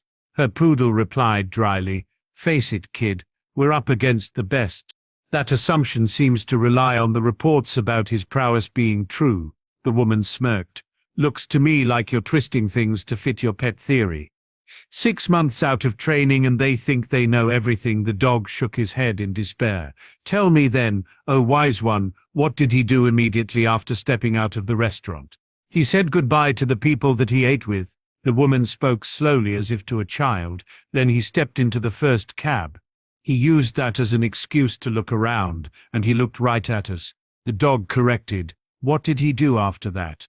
"He exchanged a few words with the aforementioned people." The woman bit her lower lip, then got into a taxi. When he turned back from his greeting, his eyes swept over the line of waiting cabs, and somehow he was able to pick the one car that you didn't hit with tracking spells. "I didn't spell the last 3 either," the girl shrugged. "I still don't think it proves anything, and I don't see what the big deal about him looking at us was." "He looked at you, smirked, and looked at me." The dog clarified. "He did a few other things that gave him away, but those were the major points, and we'll talk about the rest later." "Oh," the woman looked down at the dog in shock. "So he's really that good?" "Yes, he is," the dog nodded. "Now what have we learned today?" That we should always track the first cab, the woman nodded slowly. No, that we should never leave a hole, no matter how small, and that no matter how good you are, there is always someone better. One more thing, the dog gave a canine smile, the most dangerous ones always try their hardest to look harmless. Is that why you insisted that I groom you and tie a pink bow around your neck before we went on this assignment? Yes. The poodle animagus agreed quickly, glad that you're finally starting to learn how the world works. In any case, we'll find out how good he is after we search his rooms. The woman shot the poodle a sly grin. I'll bet that he won't notice any signs of our presence. We'll see. The poodle sighed. Now let's go. We have an early morning tomorrow and I would like to get a bit of sleep first. Harry again awoke early and his day was filled with wondrous sights. La Musée des Armées in the morning and the Folies Bergère at the Moulin Rouge in the evening. And so, head filled with the sights, sounds and smells that he had experienced in his wonderful day of discovery, Harry returned to his hotel room for another night of rest.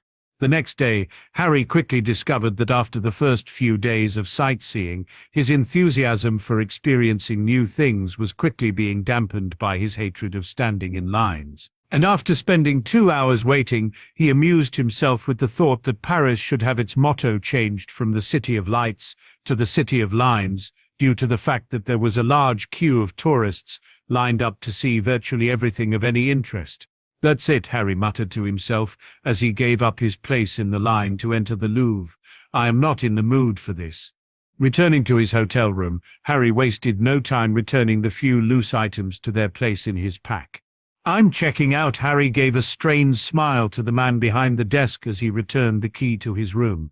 Is there something wrong? The clerk asked quickly. You didn't have any problems with our service, did you? Nothing wrong with the service, Harry assured the man. Then why? Let's just say, I don't have the patience needed to see more of Paris, Harry replied, ending the conversation. Walking out of his former hotel and hailed a cab. Take me to Gare de Lyon, Harry ordered the driver as he leaned back in the seat, trying to enjoy the next leg of his journey. Not long after Harry checked out of his hotel, a group of shadowy figures gathered around a large table to meet and discuss possible implications of Mr. Black's latest moves. Well, what were you able to learn by going through Mr. Black's things? Asked the figure at the head of the table. We learned that it is entirely possible that Mr. Black has a type of perimeter charm that we were unable to even detect. One of the figures at the side of the table replied, within moments of our black bag team entering his hotel room, they had to abort on orders of the observation team. The observation team leader took over. Mr. Black muttered, that's it, and I'm not in the mood for this. He then hailed a cab and ordered the driver to return him to his hotel, and it was then that we ordered the abort. The woman paused. I think that it would be prudent note that he hailed was the one that I was driving. I see, the man at the head of the table nodded thoughtfully. What is the current status of Mr. Black? He has checked out of his hotel room and is currently in Gare de Lyon, the head of the observation team replied quickly. What prompted his departure? The figure at the head of the table asked with a raised eyebrow. He informed the hotel clerk that he didn't have the patience needed to see more of Paris. We speculate that Mr. Black was annoyed by our intrusion into his room and decided to cut his time in our city. Annoyed? The figure at the head of the table motioned for clarification. Yes, the observation team leader confirmed. His manner gave nothing to suggest anger, rather, she paused, rather similar to my reaction when I had discovered that my 3-year-old daughter had decided to draw on the wall with crayon. I need a ticket for the next train leaving for Marseille, Harry told the cashier, not noticing as his accent shifted to match his destination. One moment, sir, the cashier nodded. Here you are, your train will be leaving within the hour. Thank you, Harry nodded politely as he took the ticket. I trust that your associates will have a good day. Yes, sir, the ticket agent nodded back, hiding his surprise. Will you be requiring anything else? No. It did not take long for Harry to find his train and stowing his pack. He closed his eyes and allowed himself to transition into the world of dream. Harry pulled himself from the land of dreams as the train began to slow. Shaking his head to awake fully, Harry pulled the travel guide from his rucksack and began to read. Marseille, at nearly 200 years old, is considered by many to be the oldest city in France. There are many interesting things that can be learned about the city and its past. But since you bought this book, then that it can be assumed that you don't care about any of that. On to the fun stuff.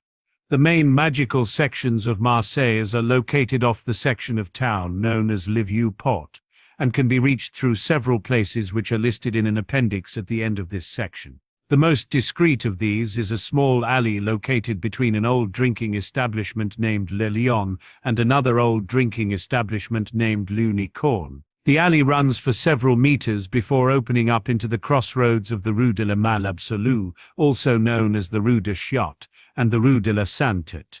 Closing the book, Harry took his first look out the window at the city of Marseille, taking in the wonder of visiting another location.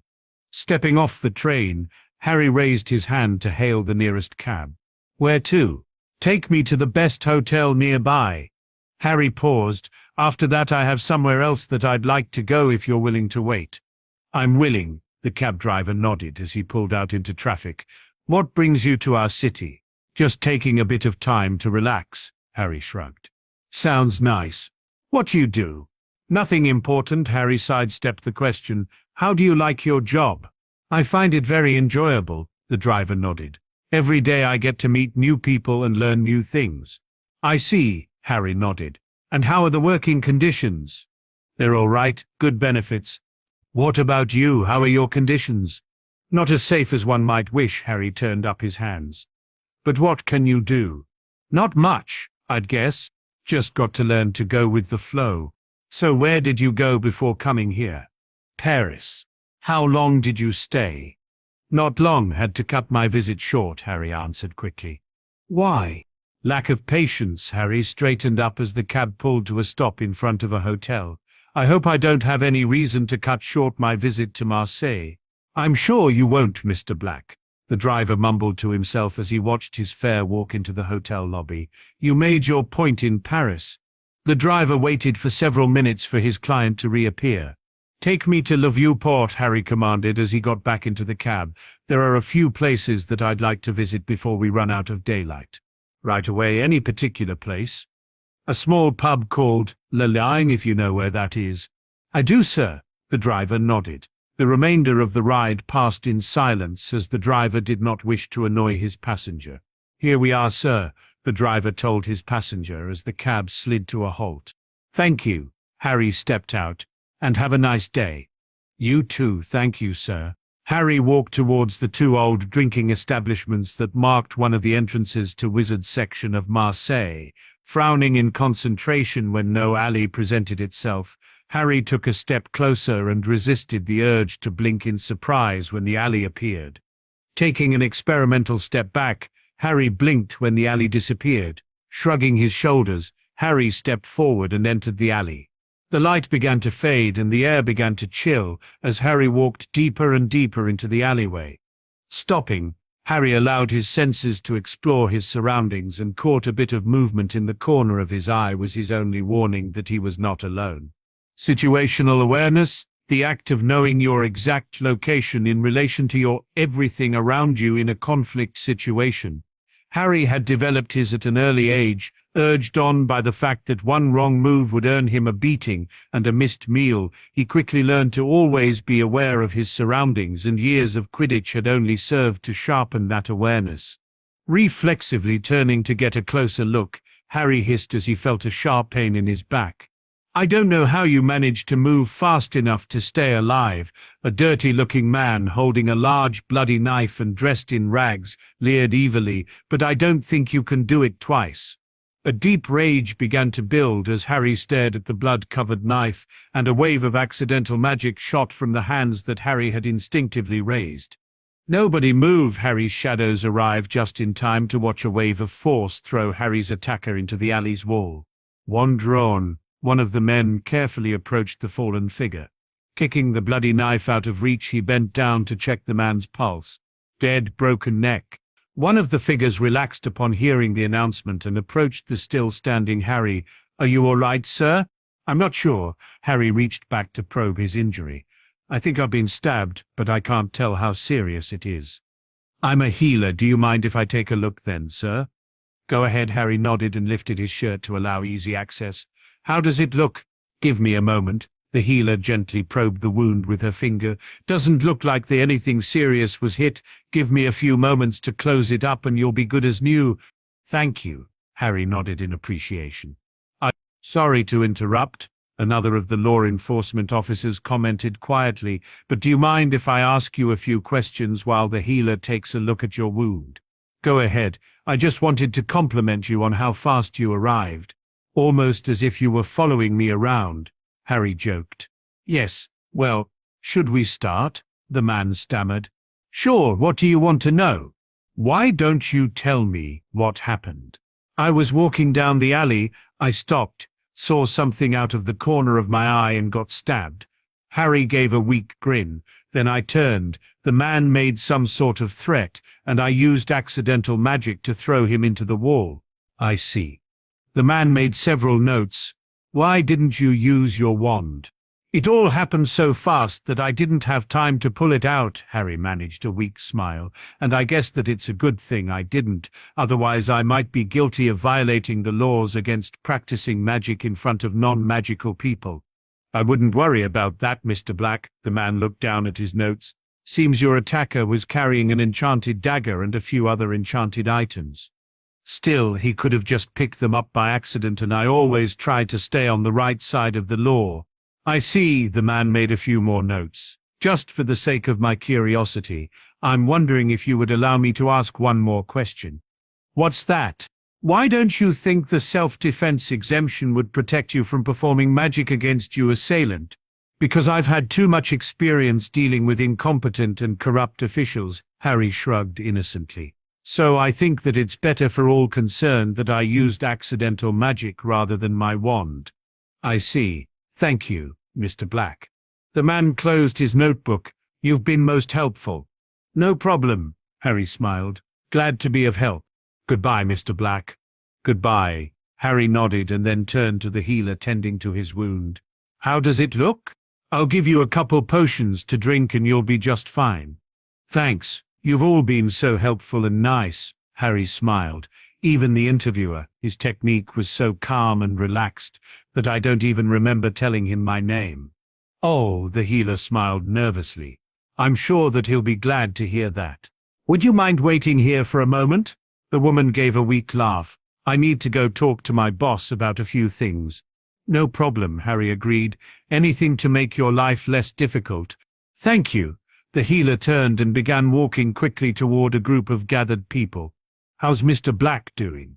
Knife, missed by about 3 centimeters. The healer winced as she recalled treating the wound. I'd say this Mr. Black is either very lucky or that he's some of the best reflexes that I've ever seen. I see, the nondescript man grunted. Did you notice any signs of past injuries? Several? The healer turned to her notes. Multiple scars, broken bones, and some odd readings on his blood. Explain odd. I'd really like to get it to the lab before I commit myself, the women hedged. I just want a preliminary report. He held his hand up. Nobody is going to blame you if you make a mistake here. Well, she bit her lower lip. I was a bit worried that the blade could have been poisoned, so I hit it with a minor detection spell. And the reading were off the charts. The woman frowned. According to what I was seeing, there was enough poison on the blade to kill 100 men. There was no way that Mr. Black could have been walking around. So you miscast your spell, so what? That's what I thought, so I tried again using a much more accurate spell. The results were shocking. She took a calming breath. It wasn't the blade that the blade was poisoned, it's that Mr. Black's blood contains some sort of deadly toxin. That caused me to look closer, and what I found, I can't even begin to explain. I see, the nondescript man licked his lips. Anything else? Mr. Black also mentioned that Pierre slipped up and forgot to ask his name. The healer grinned. He also complimented us on how fast we arrived, said it was almost as if we'd been following him. Certainly has a sense of humor, doesn't he? The nondescript man grinned. Anything to add, Pierre? You've all heard my report, the man who interviewed Harry replied. I would like to ask how Mr. Black knew of this entrance. It's not exactly well known and hasn't seen much use since it was built by the Maquis. Good question. I'd also like to know how his target knew about this place. Do you have anything else to add? No, sir. Then does anyone have anything else to add? His question was met by silence. Then can anyone explain why a two-bit thug was able to injure a man as good as we think Mr. Black is? I might have an idea, a young woman cradling a poodle replied. Well then, through all of our dealings with Mr. Black, one thing shines through. She scratched behind her partner's ear. Mr. Black likes to act dumb. The one time he showed what he was capable of was when we annoyed him by entering his hotel room. Go on. We heard Pierre's report. Mr. Black arranged everything to make it look like a clear-cut case of self-defense and an accidental death. When we entered his hotel room, we confused him. He wasn't sure how to react to us, so he set up a situation that would get us laughed out of court if we tried, sent him to prison. She glanced down at her partner to see an approving nod. He made everything look like some sort of strange coincidence, and it frightens me to think that he was able to set this up under our noses in such a small amount of time. The level of professionalism that such a task would require boggles the mind. Then why do you think he chose that man as his target? I might have an idea, sir. The woman licked her lips. Forensics found the blood of several magical people on the dead man's clothing. It would look like he was targeting wizards. It is my guess that Mr. Black somehow learned of his activities and decided to execute him. Execute? What else would you call it? He calmly walked into the alley with the express purpose of killing that man, and he was able to make it look like some sort of bizarre accident. Like I said, if we ever tried to bring this case to court, we'd be laughing stocks. The woman shrugged. For one reason or another, Mr. Black didn't trust us to capture this man, and he was unsure of our reaction if he took matters into his own hands, so he manufactured this. Sounds like the most reasonable explanation anybody's come up with so far. The nondescript man nodded. He's made his point, so with any luck he won't be so condescending when he does something like this in the future. Unless anybody has anything else to add, this meeting is over. Send Mr. Black on his way. I'll do it, sir, the healer volunteered. I'd like to hit him with a stronger diagnostic charm. Might help me make more sense of what I found in his blood. Fine, but don't annoy him any more than we already have. No problem, the healer nodded happily, and walked back towards Mr. Black. How did your meeting go? Harry smiled at the approaching healer. Fine. The boss says that you can leave any time you want. She took a deep breath. But I'd like your permission to cast a few charms on you to get a better idea of your vital signs. Okay. The woman made several complicated wand movements and muttered several rather odd incantations and finished with a rather distracted look. Finished? Harry asked with a small smile. Yeah, sure, the woman responded with a dazed look. Anything I need to worry about? Nothing seems to be bothering you. The healer looked at her results again. I'll just be going then. As he left, Harry was sure that he heard the woman mutter, "None of this makes any sense," but he chalked it up to his overactive imagination and continued on his way. Harry sat in his hotel room staring at the walls. He had killed again, and he was unsure of how he was supposed to feel about the fact that he had taken another life. I don't feel guilty, Harry mused to himself. It was him or me, and I'd rather it be him or me. I don't feel guilty about it, but I also don't really want to stay around here any longer.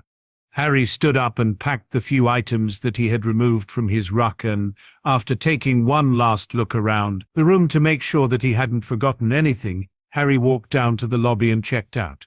I've got another assignment for you, Lovegood. The editor of the Quibbler glared at his favorite reporter. Folks loved that article you wrote about Mr. Black, so I'm assigning you to write another. Okay, Daddy? Chief. Luna gave a left-handed salute. Reporter Lovegood is on the case. Black killed a man in Marseille. I want to know everything about what happened. The editor frowned. And none of that lone wolf stuff. The commissioner's been on my ass all week about that bus you blew up. I thought that we were reporters, not cops. Luna blinked at her father. Have you been taking your medicine again, Daddy? We ran out of every flavor beans, and my medicine has a candy coating. Luna's father looked down at his shoes. Besides, it was so far past its expiration date that I thought it would be fine. Well, don't take any more of it. Luna put her hands on her hips. You know it gives you crazy ideas. I'm sorry, honey, he blushed. It won't happen again. It's okay, Daddy. Now get out there and get me that story, Lovegood. I don't pay you to sit around. The Quibbler's editor stormed out of the room, and if you have the time, could you get me a new box of candy? Okay, Daddy. Reporter Lovegood is on it. Luna walked over to the fireplace and tossed in a handful of flu powder. French magical law enforcement, Marseille. And after a few minutes of waiting, hello, Luna squinted at the fire. Is anyone there? My name is Pierre-Louis Boulanger. A man in an impeccably tailored robe, answered the fire moments later. The press information officer of magical law enforcement. What can I do for you? Yes, my name is Pawn. Luna took a few minutes to think up an appropriate alias, misinformation, and I was wondering if I could ask you a few questions about Mr. Black. One moment, Pierre-Louis stalled for time as he tried to think of the best spin to put on the story. All right, please ask your questions. What exactly happened? For some months we've been tracking the movement of a serial killer targeting the magical community. Pierre-Louis licked his lips. The statement was a bit false, as they had no prior indication of the killer's existence before Mr. Black killed him. Turns out the man was a squib using the old resistance tunnels and alleyways. Go on, Luna resisted the urge to smirk. It was so easy to get information if they were convinced that you already knew everything. We're not sure how, but Mr. Black was able to track the man's movements. He gave a shy smile. Mr. Black confronted the man and? Luna prompted. And he stalled for time, trying to remember what had happened next, and Mr. Black knocked the knife out of the way and broke the man's neck. What spell did he use to break the man's neck? Spell. Pierre-Louis began to sweat. He had gotten his position as a press officer more on the merits of how splendid. He looked in his robes. Then, for any other reason, Mr. Black used no spell. He broke the man's neck with his bare hands. Oh, Luna looked impressed. What else can you tell me about the incident?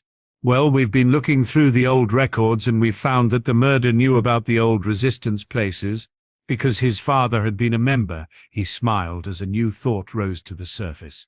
But that still leaves us with one unanswered question regarding the incident. What's that? How did Mr. Black know so much about the resistance network? The man leaned close to the fire.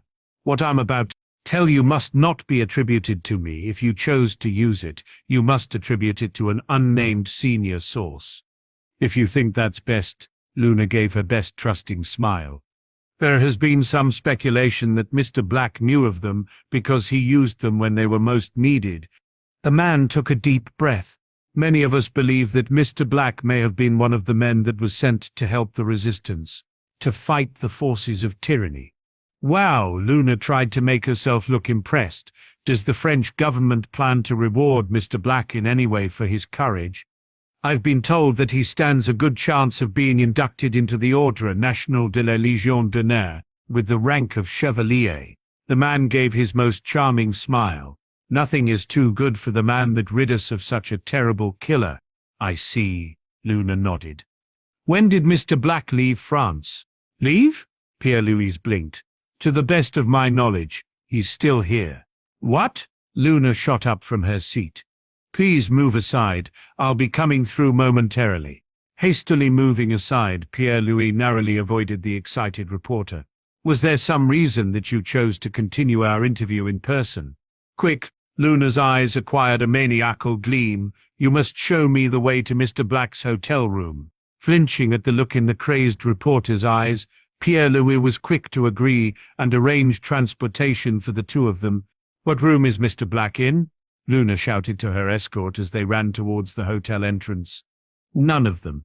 A woman with a poodle called out, halting Luna's advance. What do you mean? Luna fought to keep her disappointment from showing. He checked out and left about 15 minutes ago, the woman shrugged. You just missed him. Oh, Luna blinked and turned to her escort. Then could you show me the alley where Mr. Black had his fight? Before you go, the woman with the poodle interrupted, would you mind telling me how long you've been planning to come here to interview Mr. Black? About 15 minutes, Luna looked around with a dazed expression. Ever since I found out he was still here. Thank you, the woman nodded politely. Guess that answers the question of why he left, the poodle commented to his partner, but it still leaves the question of how he knew that she was coming. Looks like he either has a way of intercepting Flu or he's bugged the office. The woman speculated. The man is a god, the poodle commented in awe. We got to get back to the office. The woman ignored her partner's loss of composure. The healer is about to give her report on what she found. Activate the portkey, the poodle nodded. I can't wait to find out what she was able to learn. In 3, 2, 1. The two of them felt the pull of the portkey, and seconds later they appeared beside a large table.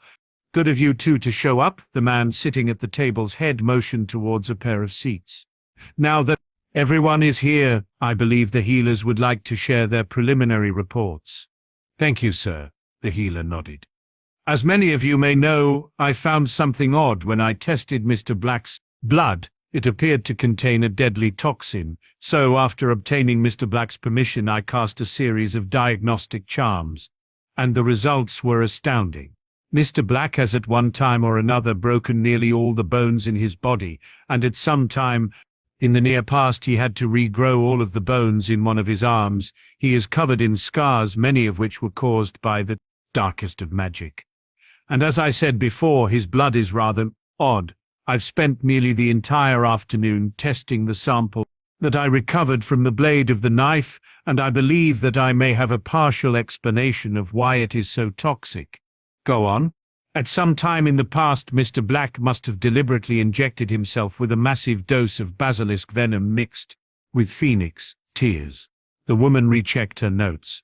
The tears counteracted the venom's toxicity, which is the reason that Mr. Black is not dead. I was unsure of why he did this until I noticed that the phoenix tears didn't have the same amount of potency as I would expect from a fresh sample, so I double-checked the blood sample. I noticed that while the phoenix tears had gotten weaker, the basilisk venom maintained its potency, and my results showed that Mr. Black should have only a few months to live because of the tears losing their effectiveness. So what you're saying is that Mr. Black is dying? No, that's what my first thought was until I started checking the data from my diagnostic charms, and they showed that he was healthier than one would expect after looking at his medical history.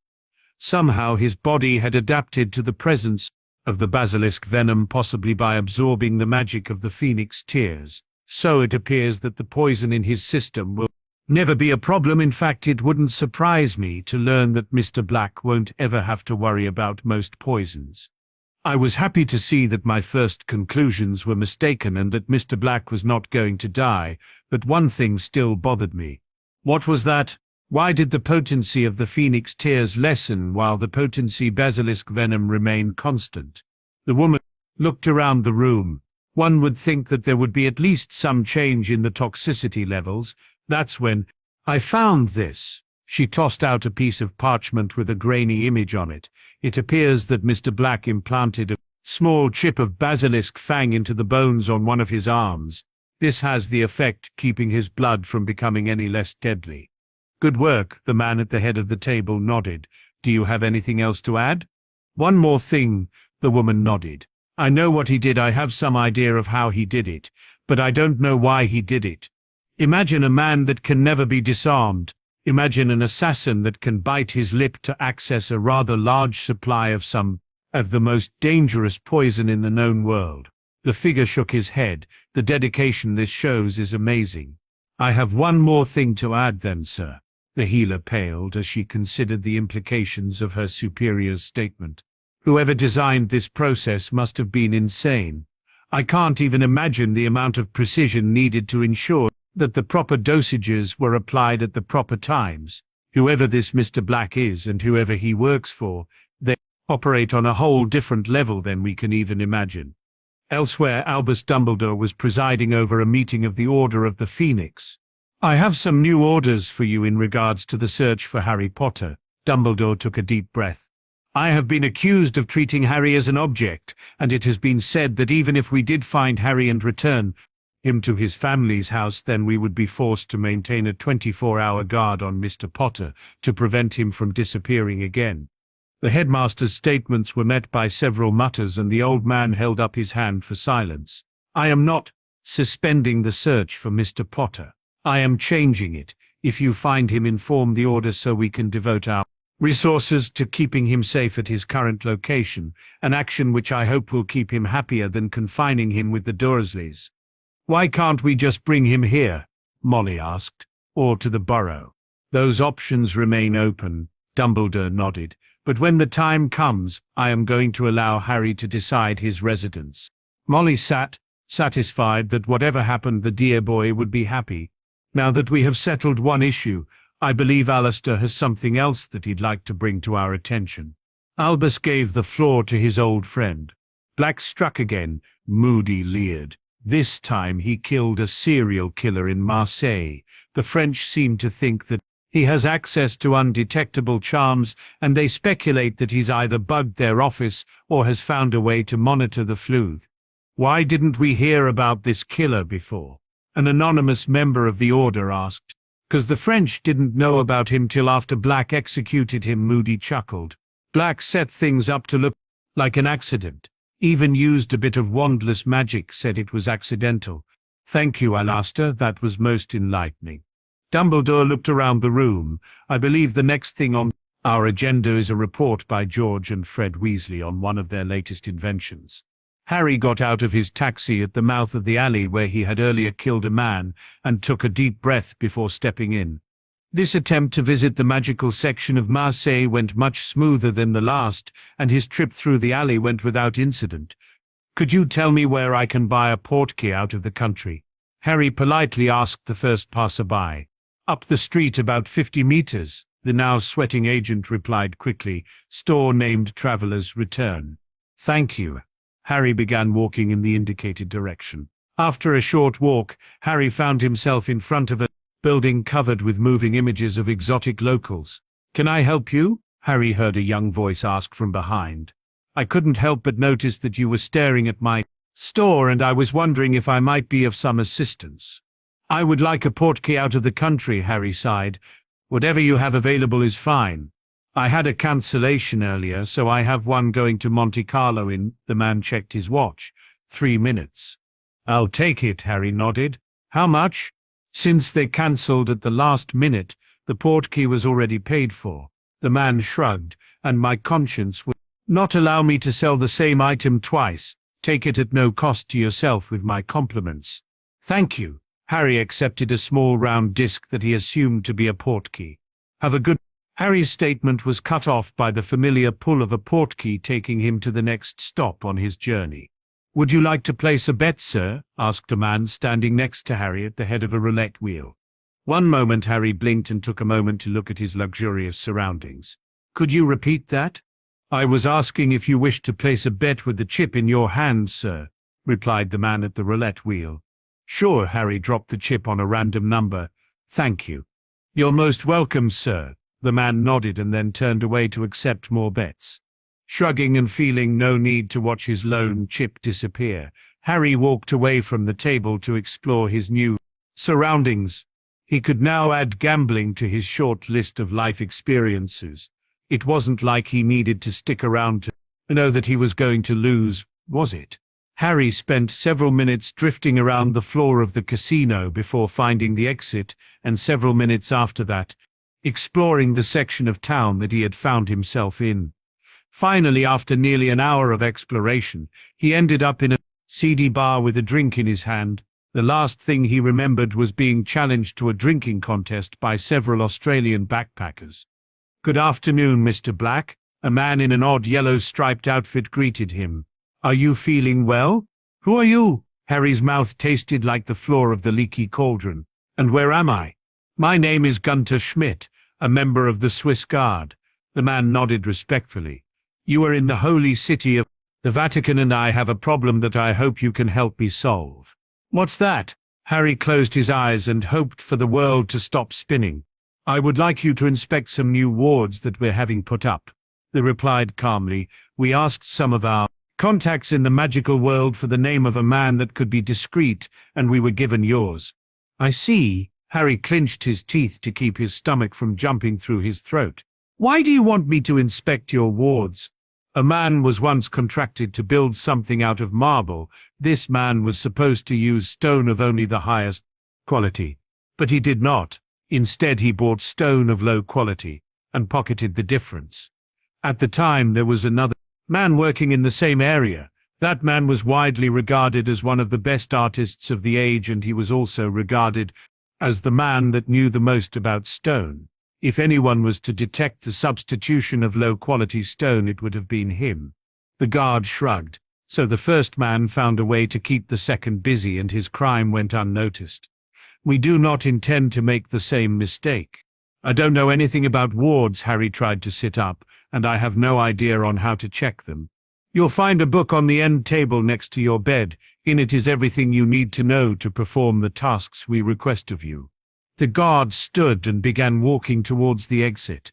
And a uniform like mine is in the closet. If you chose to help us, then read the book and put on the uniform. If you decide not to, then knock on the door and someone will arrive to escort you out. I'll think about it, Harry replied through clenched teeth. In the meantime, would you mind sending up a bottle of painkillers and some water? I'll have them send up a few things to help with your stomach too. The guard paused before leaving the room. Do you mind my asking why you were so drunk when we found you? Ever want to forget something so bad you don't care about the results? Harry sighed. I was thinking and I wanted to stop. In hindsight, there were better ways to do that, but I don't suppose that matters now. No, I don't suppose it does, Schmidt nodded. Thank you, Mr. Black. No problem. Harry tried opening his eyes and immediately regretted it, as it felt like 2 hot irons were being thrust through his eye sockets into his skull. I'll take a look at the book in a few minutes and give you my answer after that. All I ask is that you consider it, Schmidt replied, closing the door. How do I get myself into these situations? Harry asked himself as he finally managed to sit up. Might as well start. The first thing a wizard must learn if he is to become skilled at checking, removing, and emplacing wards is how to activate their mage sight. First, one must imagine magic gathering in the center of their body. Then one must, for lack of a better term, push the magic up through their body and into their eyes. After that, it is a simple matter of practice, and in time a skilled practitioner will be able to call upon their mage sight almost without effort. Seems easy enough, Harry mused to himself as he began to gather the necessary focus. And now Argyle Martha, he bit down on an agonizing scream. Perhaps it wasn't the best idea to increase the sensitivity of one's eyes when they felt like they had been used as the balls in a dozen games of ping-pong. Harry spent several minutes writhing on the floor before he managed to regain enough of himself to read the next sentence. Warning: do not attempt to do this if you are suffering from a hangover. Doing so will cause intense pain and will cause one or more of the following side effects: blindness, insanity, deafness, neurosis, death. In rare cases, it can sometimes grant the victim an advanced form of mage sight. Harry spent several more minutes cursing the authors of the book and their stupidity for placing such an important warning at the bottom of the page. Checking himself out, Harry was pleased to discover that he could not find any sign that he was blind, insane, deaf, suffering from neurosis, or dead. Shrugging his shoulders at his good fortune, Harry was distracted by a knock at the door. Yes? Got the things you requested, Mr. Black. Another man wearing an odd striped uniform pushed a cart into the room. I was also told to inform you that the wards that you are being asked to inspect are the arachne type. Thank you, Harry nodded, downing a handful of painkiller and antacids. Was there anything else you needed? No, Mr. Black. The man in the odd uniform left, closing the door behind himself. Turning back to the book on wards, Harry began to read. Arachne-type wards get their name from the fact that when viewed with mage sight, they appear to be a spider web emanating from a central key object. Like a spider web, these wards form complex patterns that must be mapped ahead of time. These maps will indicate the ward's intended purpose to a person skilled at placing wards and should be checked against the finished product to ensure that the pattern was not changed when the ward was placed. Arachne-type wards suffer from 2 major drawbacks. The first is that they are vulnerable to the destruction of their central key object. The second is that their range is limited to a radius of no more than a few kilometers from their center. Taking a few minutes to flip through the rest of the book, Harry was startled by another knock at the door. "Come in." Harry looked up from his reading. "Have you decided whether or not you were going to inspect our wards?" Schmidt asked with a raised eyebrow. "I'd be happy to," Harry agreed, "on the condition that you get another person to check my results later." "That condition will not be a problem, Mr. Black," Schmidt agreed quickly. "I suppose that we should discuss payment before you begin." "If you like," Harry shrugged. "We will deposit a sum of 1,200 ducats into the account of your choice for your work. Is that sum sufficient?" "Yes." Harry nodded, wondering what a ducat was. "Which bank would you prefer us to deposit your payment into?" Harry hesitated, not wanting to give the man his real name. Seeing Harry's hesitation, Schmidt was quick to offer a solution. "If you like, we would be happy to arrange a new private account with the gnomes." "Sure," Harry agreed quickly. "Just give me the account information later." "Walk this way, then." Schmidt led Harry through several hallways until the two of them stood before a large statue. "We just need you to check the repairs that were made to the center of the wards around the key. They were damaged by the vandal along with Pieter, and I would like to ensure that the repairs were not tampered with." "Can I see the schematics?" Harry held out his hand for the map of the wards. "Of course," Schmidt agreed, handing over the document. Harry spent several minutes examining both the plan and the actual wards. "Everything seems to be in order except—" "Except what?" Schmidt asked nervously. "The newer sections are a different color than the rest of the wards." Harry squinted at the plans. "The plans don't say anything about it one way or another, but if I were you, I would get them looked at." "Thank you, Mr. Black. We will," agreed Schmidt. "Would you like a tour of the grounds before you go?" "I would," Harry smiled. "I can't wait to see some of the things that I heard were housed here." Schmidt proved to be a very knowledgeable tour guide, often providing bits of trivia to accompany his lectures about a piece's history, and by the end of the tour, Harry had a rather large grin on his face. "It seems that we have reached the exit, Mr. Black." Schmidt smiled. "Do you have any more questions?" "Just one," Harry nodded. "Who was the second man in your story about the stone?" "The second man?" Schmidt paused to think. "The man with great ability. He was the same man that designed my uniform." "Thank you," Harry nodded politely, silently doubting the artistic ability of any man who would design a uniform like the one being worn by his new friend. "And goodbye." "Goodbye, Mr. Black." With that, Harry stepped out to explore the streets of the Eternal City, intent on seeing everything that Rome had to offer, for about 5 minutes. Then he realized how tired he was from checking out the wards. Raising his hand to hail a cab, he decided to get a day or two of rest before setting out to see the city's sights. Harry awoke late the next day and ate an early lunch in the hotel lobby. Walking back to his room, he decided to put off his exploration of the city in favor of resting another day. Waking late the next morning, Harry decided that he had spent enough time laying around and pulled out his book to get instructions on how to enter Rome's magical districts. One of the most accessible magical districts is the Via Veneficus. This district can be reached from nearly anywhere in Rome. To enter, one must find a 3-way crossroads. After a few moments, a 4th road will appear. Many of these entrances in the old city are also marked with a statue or image of Trivia, a 3-headed woman, one of a dog, one of a snake, and one of a horse.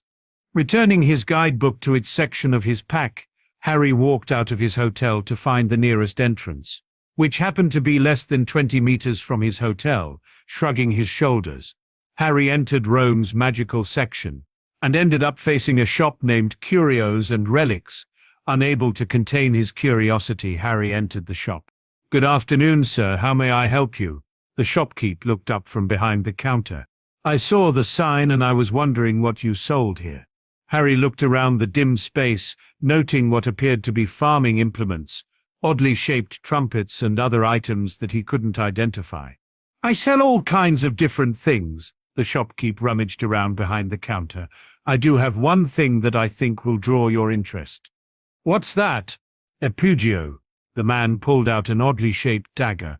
"It's an interesting little item that I picked up some time ago. It carries charms to remain ever sharp, ever new, and to remain unnoticed so long as it sits on your hip. I believe it would be a good thing for you to buy." "How much?" Harry asked, eyeing the odd-looking dagger. "I paid about 50 sesterces for it, so I suppose I could sell it to you for, say, 2 aureus?" "Deal," Harry nodded, handing over a few golden coins. "Have a nice day." "You as well, sir," the shopkeeper nodded back. Walking out of the store, Harry spent several minutes walking through the marketplace until an odd conversation drew his attention. "Did you hear about the British minister?" A fishmonger commented to one of his customers. "Says he's gonna explain why his government hasn't done anything about that Dark Lord. Wants to drop a few excuses as to why they shouldn't throw him out. I doubt he has anything to say, but it might be interesting to hear it." The customer replied, "It's too bad I don't have time to go home and turn on the wireless." "You don't have to go home," the fishmonger waved off his customer's objections. "Just go into one of the bars around here. Most of them will be playing the speech." Harry nodded to himself. That seemed like a good idea. Walking towards the nearest drinking establishment, he took one look around and walked in. Glancing around the darkened, smoke-filled room, Harry walked towards the nearest empty seat. "Mind if I sit here?" Harry asked, gesturing to an empty seat next to an old man. "I'd like to hear what Fudge has to say." "If you like," the old man gave a slight nod. The two of them listened for a few moments as the voice of the Wizard Wireless reported Fudge's announcement. The only reason that the forces of the Ministry had not yet triumphed was because organized crime had joined the cause of He Who Must Not Be Named, causing his ranks to swell and forcing the Ministry's forces to suffer a temporary setback. "What do you think of the English minister's announcement, Mr. Black?" "I think the man's an idiot." Harry shook his head, not noticing the shocked look on the old man's face as he signaled the bartender to bring him a drink. "From what I understand, the people that control magical organized crime are much too intelligent to join the Dark Moron." "What makes you say that?" The old man leaned forward in interest. "The activities of the magical syndicates tend to be non-violent. Their business is making money, and killing people for no reason doesn't make a lot of money." Harry took a sip of his newly arrived drink. "What deaths do occur are usually criminals killing criminals.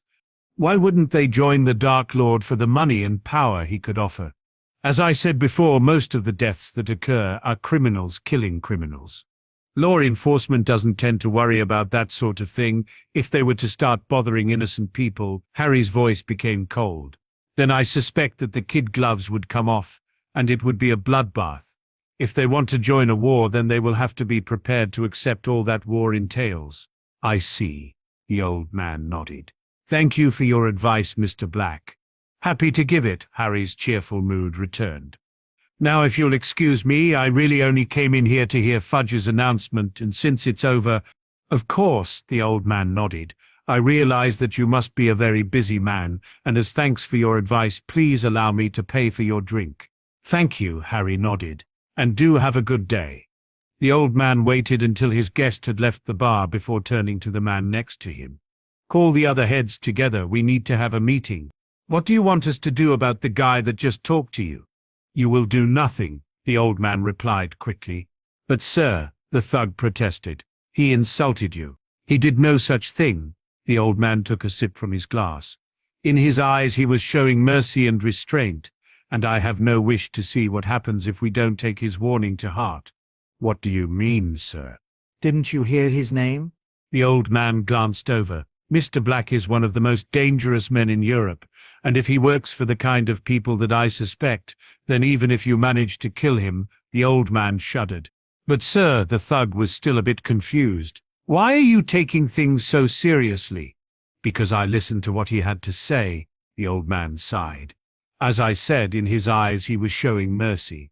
He took the time to come in here and inform me of the new rules that he expects us to follow. Don't join the Dark Lord and don't kill anybody outside the families. He calmly told us what would happen if we did not follow his rules. He could have just wiped us out and started over with whoever took our place." "He's really that powerful, sir?" The thug was beginning to feel sick as he considered the fact that he had volunteered to go after Mr. Black, to teach him a lesson.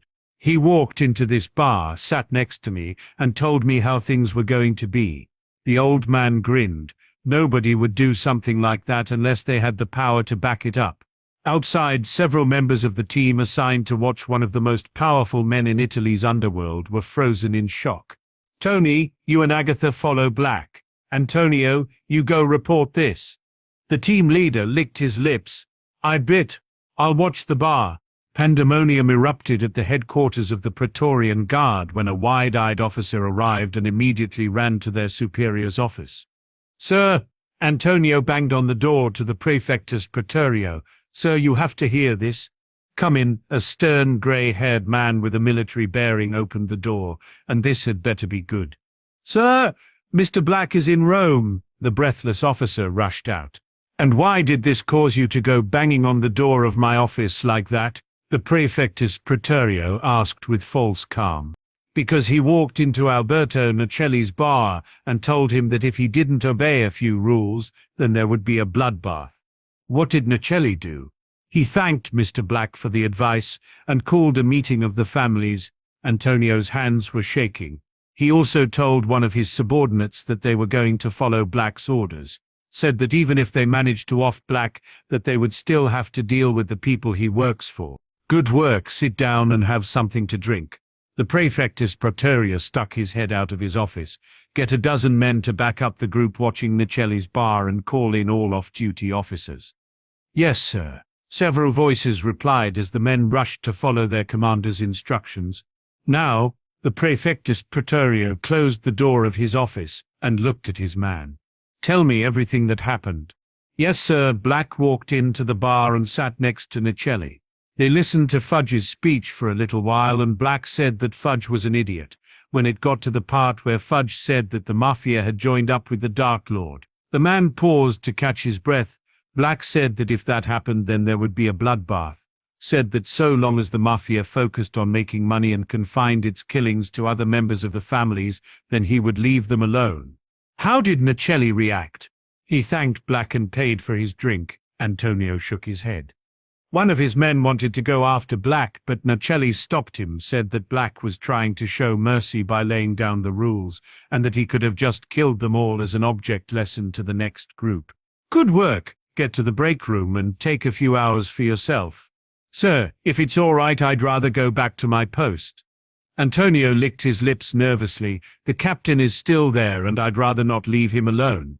I understand. The Praefectus Praetorio nodded. Go. Thank you, sir, Antonio called out over his shoulder as he ran to the nearest apparition point. Sir, another man ran up. I need to talk to you about something. Make it quick, Fulcini, the Praefectus Praetorio growled. We're in the middle of something here. I just spoke to Gunter Schmidt about the wards. Fulcini was bursting with excitement. The man they hired to check our work said that the colors were different between the old sections and the new sections. So Mage Sight is normally in black and white. Fulcini replied quickly. The ability to see color indicates that the man they hired did something unbelievably dangerous to get that ability. Why is this so important? The Praefectus Praetorio rubbed his eyes. I don't see why this couldn't wait until after we dealt with this latest crisis. Black dropped into our laps. Because, Fulcini smiled. The name of the man they hired was Mr. Black. Tell me everything. They met with Black and he told them that he didn't know much about wards, so they pulled one of the books out of the archives and gave it to him to brush up. Could be that he just wanted to get a peek at that book, the Praefectus Praetorio mused to himself. Or it could be that by his standards, he doesn't know much. Continue. He spent a few hours flipping through the book and a few more checking the wards. Fulcini checked his notes. Then Schmidt took him on a tour of the grounds. Black left after that. When was this? 3 days ago, sir. So we've had Black wandering around my city doing God knows what for 2 days. The Praefectus Praetorio forced himself to calm. See if you can find out what he did. Check the files to see if anything strange happened and report to me when I get back.